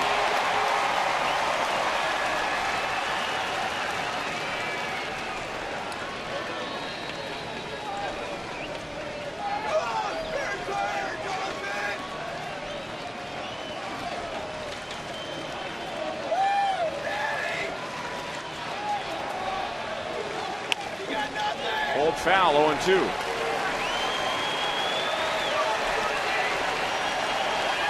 So Soria inherited a difficult situation, and then after giving up a base hit, made the situation even more difficult. Bases loaded, nobody out. He has gotten a ground ball back to the mound with a force out at the plate, a strikeout. And now 0-2 on Elliott Johnson as everybody begins to stand at Kauffman Stadium. Struck him out.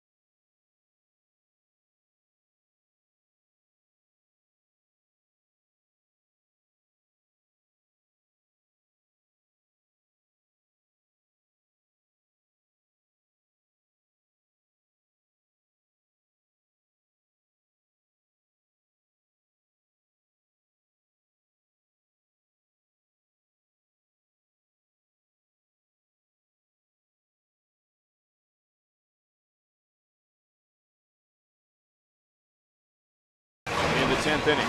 Well, he did a great job, Ryan. He came in and he helped himself right here by blocking this ball and forcing a runner at the plate. He comes back with a look, no swing strike out there, and right back with another. Back-to-back hitters, all looking.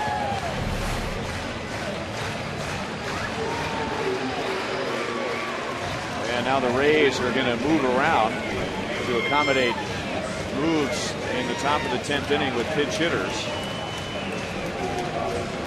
Behind the plate is Robinson Chirinos. Matt Joyce will go into right field. It's Desmond Jennings in left. He stays in the game in left.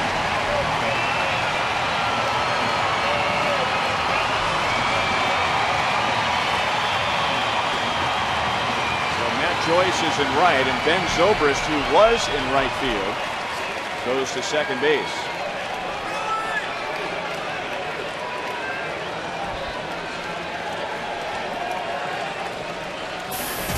And it's Brandon Gomes to pitch the bottom of the 10th inning. Billy Butler, Eric Hosmer, and Jeff Francoeur coming up. And Billy thumbs it out into right field for a leadoff single.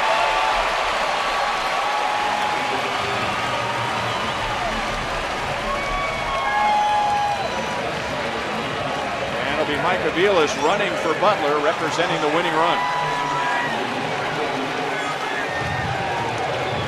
You're right now. Billy just kind of pushed that one out in right field, got up and in on him, and had enough strength to get it out over second base.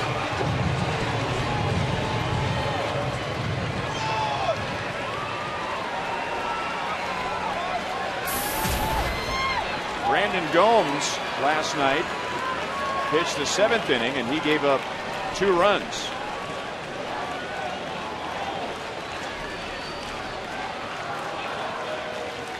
And now Hosmer, left center field. That's going to roll all the way to the wall. Aviles to third base. A long relay to the plate is late.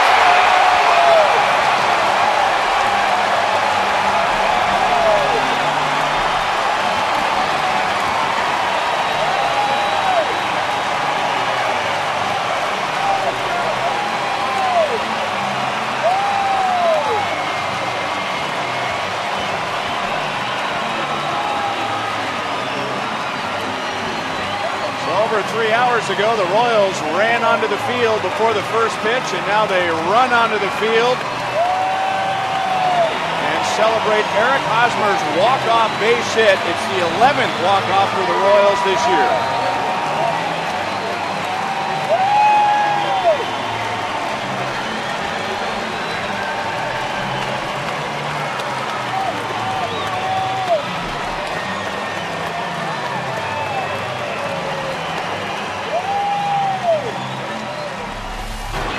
As what we talked about him stand that way on some balls earlier, Ryan, and Bates hit the left field between shortstop, and you knew he was going that way, and he said when he's swinging good, he's driving the ball that way. So a great job of driving the ball in the left center field that scored Aviles to win the game tonight. So Joakim Soria a scoreless 10th, Eric Hosmer a walk-off in the bottom of the 10th, and they're both standing by with Joel. Ryan, thank you very much. You mentioned 11 walk-off wins now for the Royals. That takes over the Major League lead. The winning pitcher, the game-winning RBI, Joakim Soria and Eric Hosmer. Jack, let's start with you. You come into a different situation, runners on first and second, and then a hit, bases loaded, no outs. How did you get out of that? Well, my mind always have to get the outs. I mean, the first guy got me a base hit, but I used in my mind to get this out for keep the score for my team and try to get a win the next inning. You get that ground ball right to the plate. How perfect was that? Well, that was perfect. I mean, there's a great team in there, and I just got lucky. They got my ground ball right there, and got that out and home. I know you always try to stay the same no matter what, but usually you come in to start an inning. How much was that different for you? Well, it's a different situation, and you have to face it. I mean, we're a professional baseball player, and the only matter is we got the win. All right, how about this group and its ability to come back and the little bit of a role that you finally are on here? Well, I mean, we got an excellent group. It's a lot of talent in here, and it just happened when the guys get in the feeling and do their best at the time. Great job tonight. Thank you. All right, that is Joakim Soria. Now let's bring in the hero of the moment. You've been through this before now, Haas. I know it never gets old, but take us through the thought process there as you're at the plate facing Gomes. Facing a guy with a good splitter, you just want to jump on the fastball, and knowing Mikey came in was, get anything in the gap, and he's fast enough to score, but, that just shows the leadership of this team with Gordo tying the game and Jack coming in and do what he did and Billy to start that inning off, and, that was big victory for us. All right, the celebration out there, you guys really always like to get those rib shots in. Did you come out of that okay? Yeah, I just surrendered. I went right to the ground and just covered up the ribs. My legs were tired, but, these fans are great staying out here for the whole game and cheering us on, and, this is big for us. Oh, it was 101 degrees when this game started, a little bit cooler right now, but it's always better with the wind. What's been the difference these last 4 games? Just staying hydrated and, just focusing on the main goal, to come out here and win ball games. And, we've been doing that so far. We just got to keep going. Great job tonight. Thank you. All right, Eric Hosmer getting it done with the game-winning RBI, and he chucks his batting gloves into the stand. His buddy Mike Moustakis had a huge night here tonight, so we'll talk about that coming up on Boulevard Royals Live. Ryan? All right, thank you, Joel. Yeah, Eric Hosmer, 2-run scored, the game-winning RBI, and waiting for an ocean of white to swarm in, as he put it. He said he just surrendered to the beating. Royals beat the Rays 5-4. We'll be right back.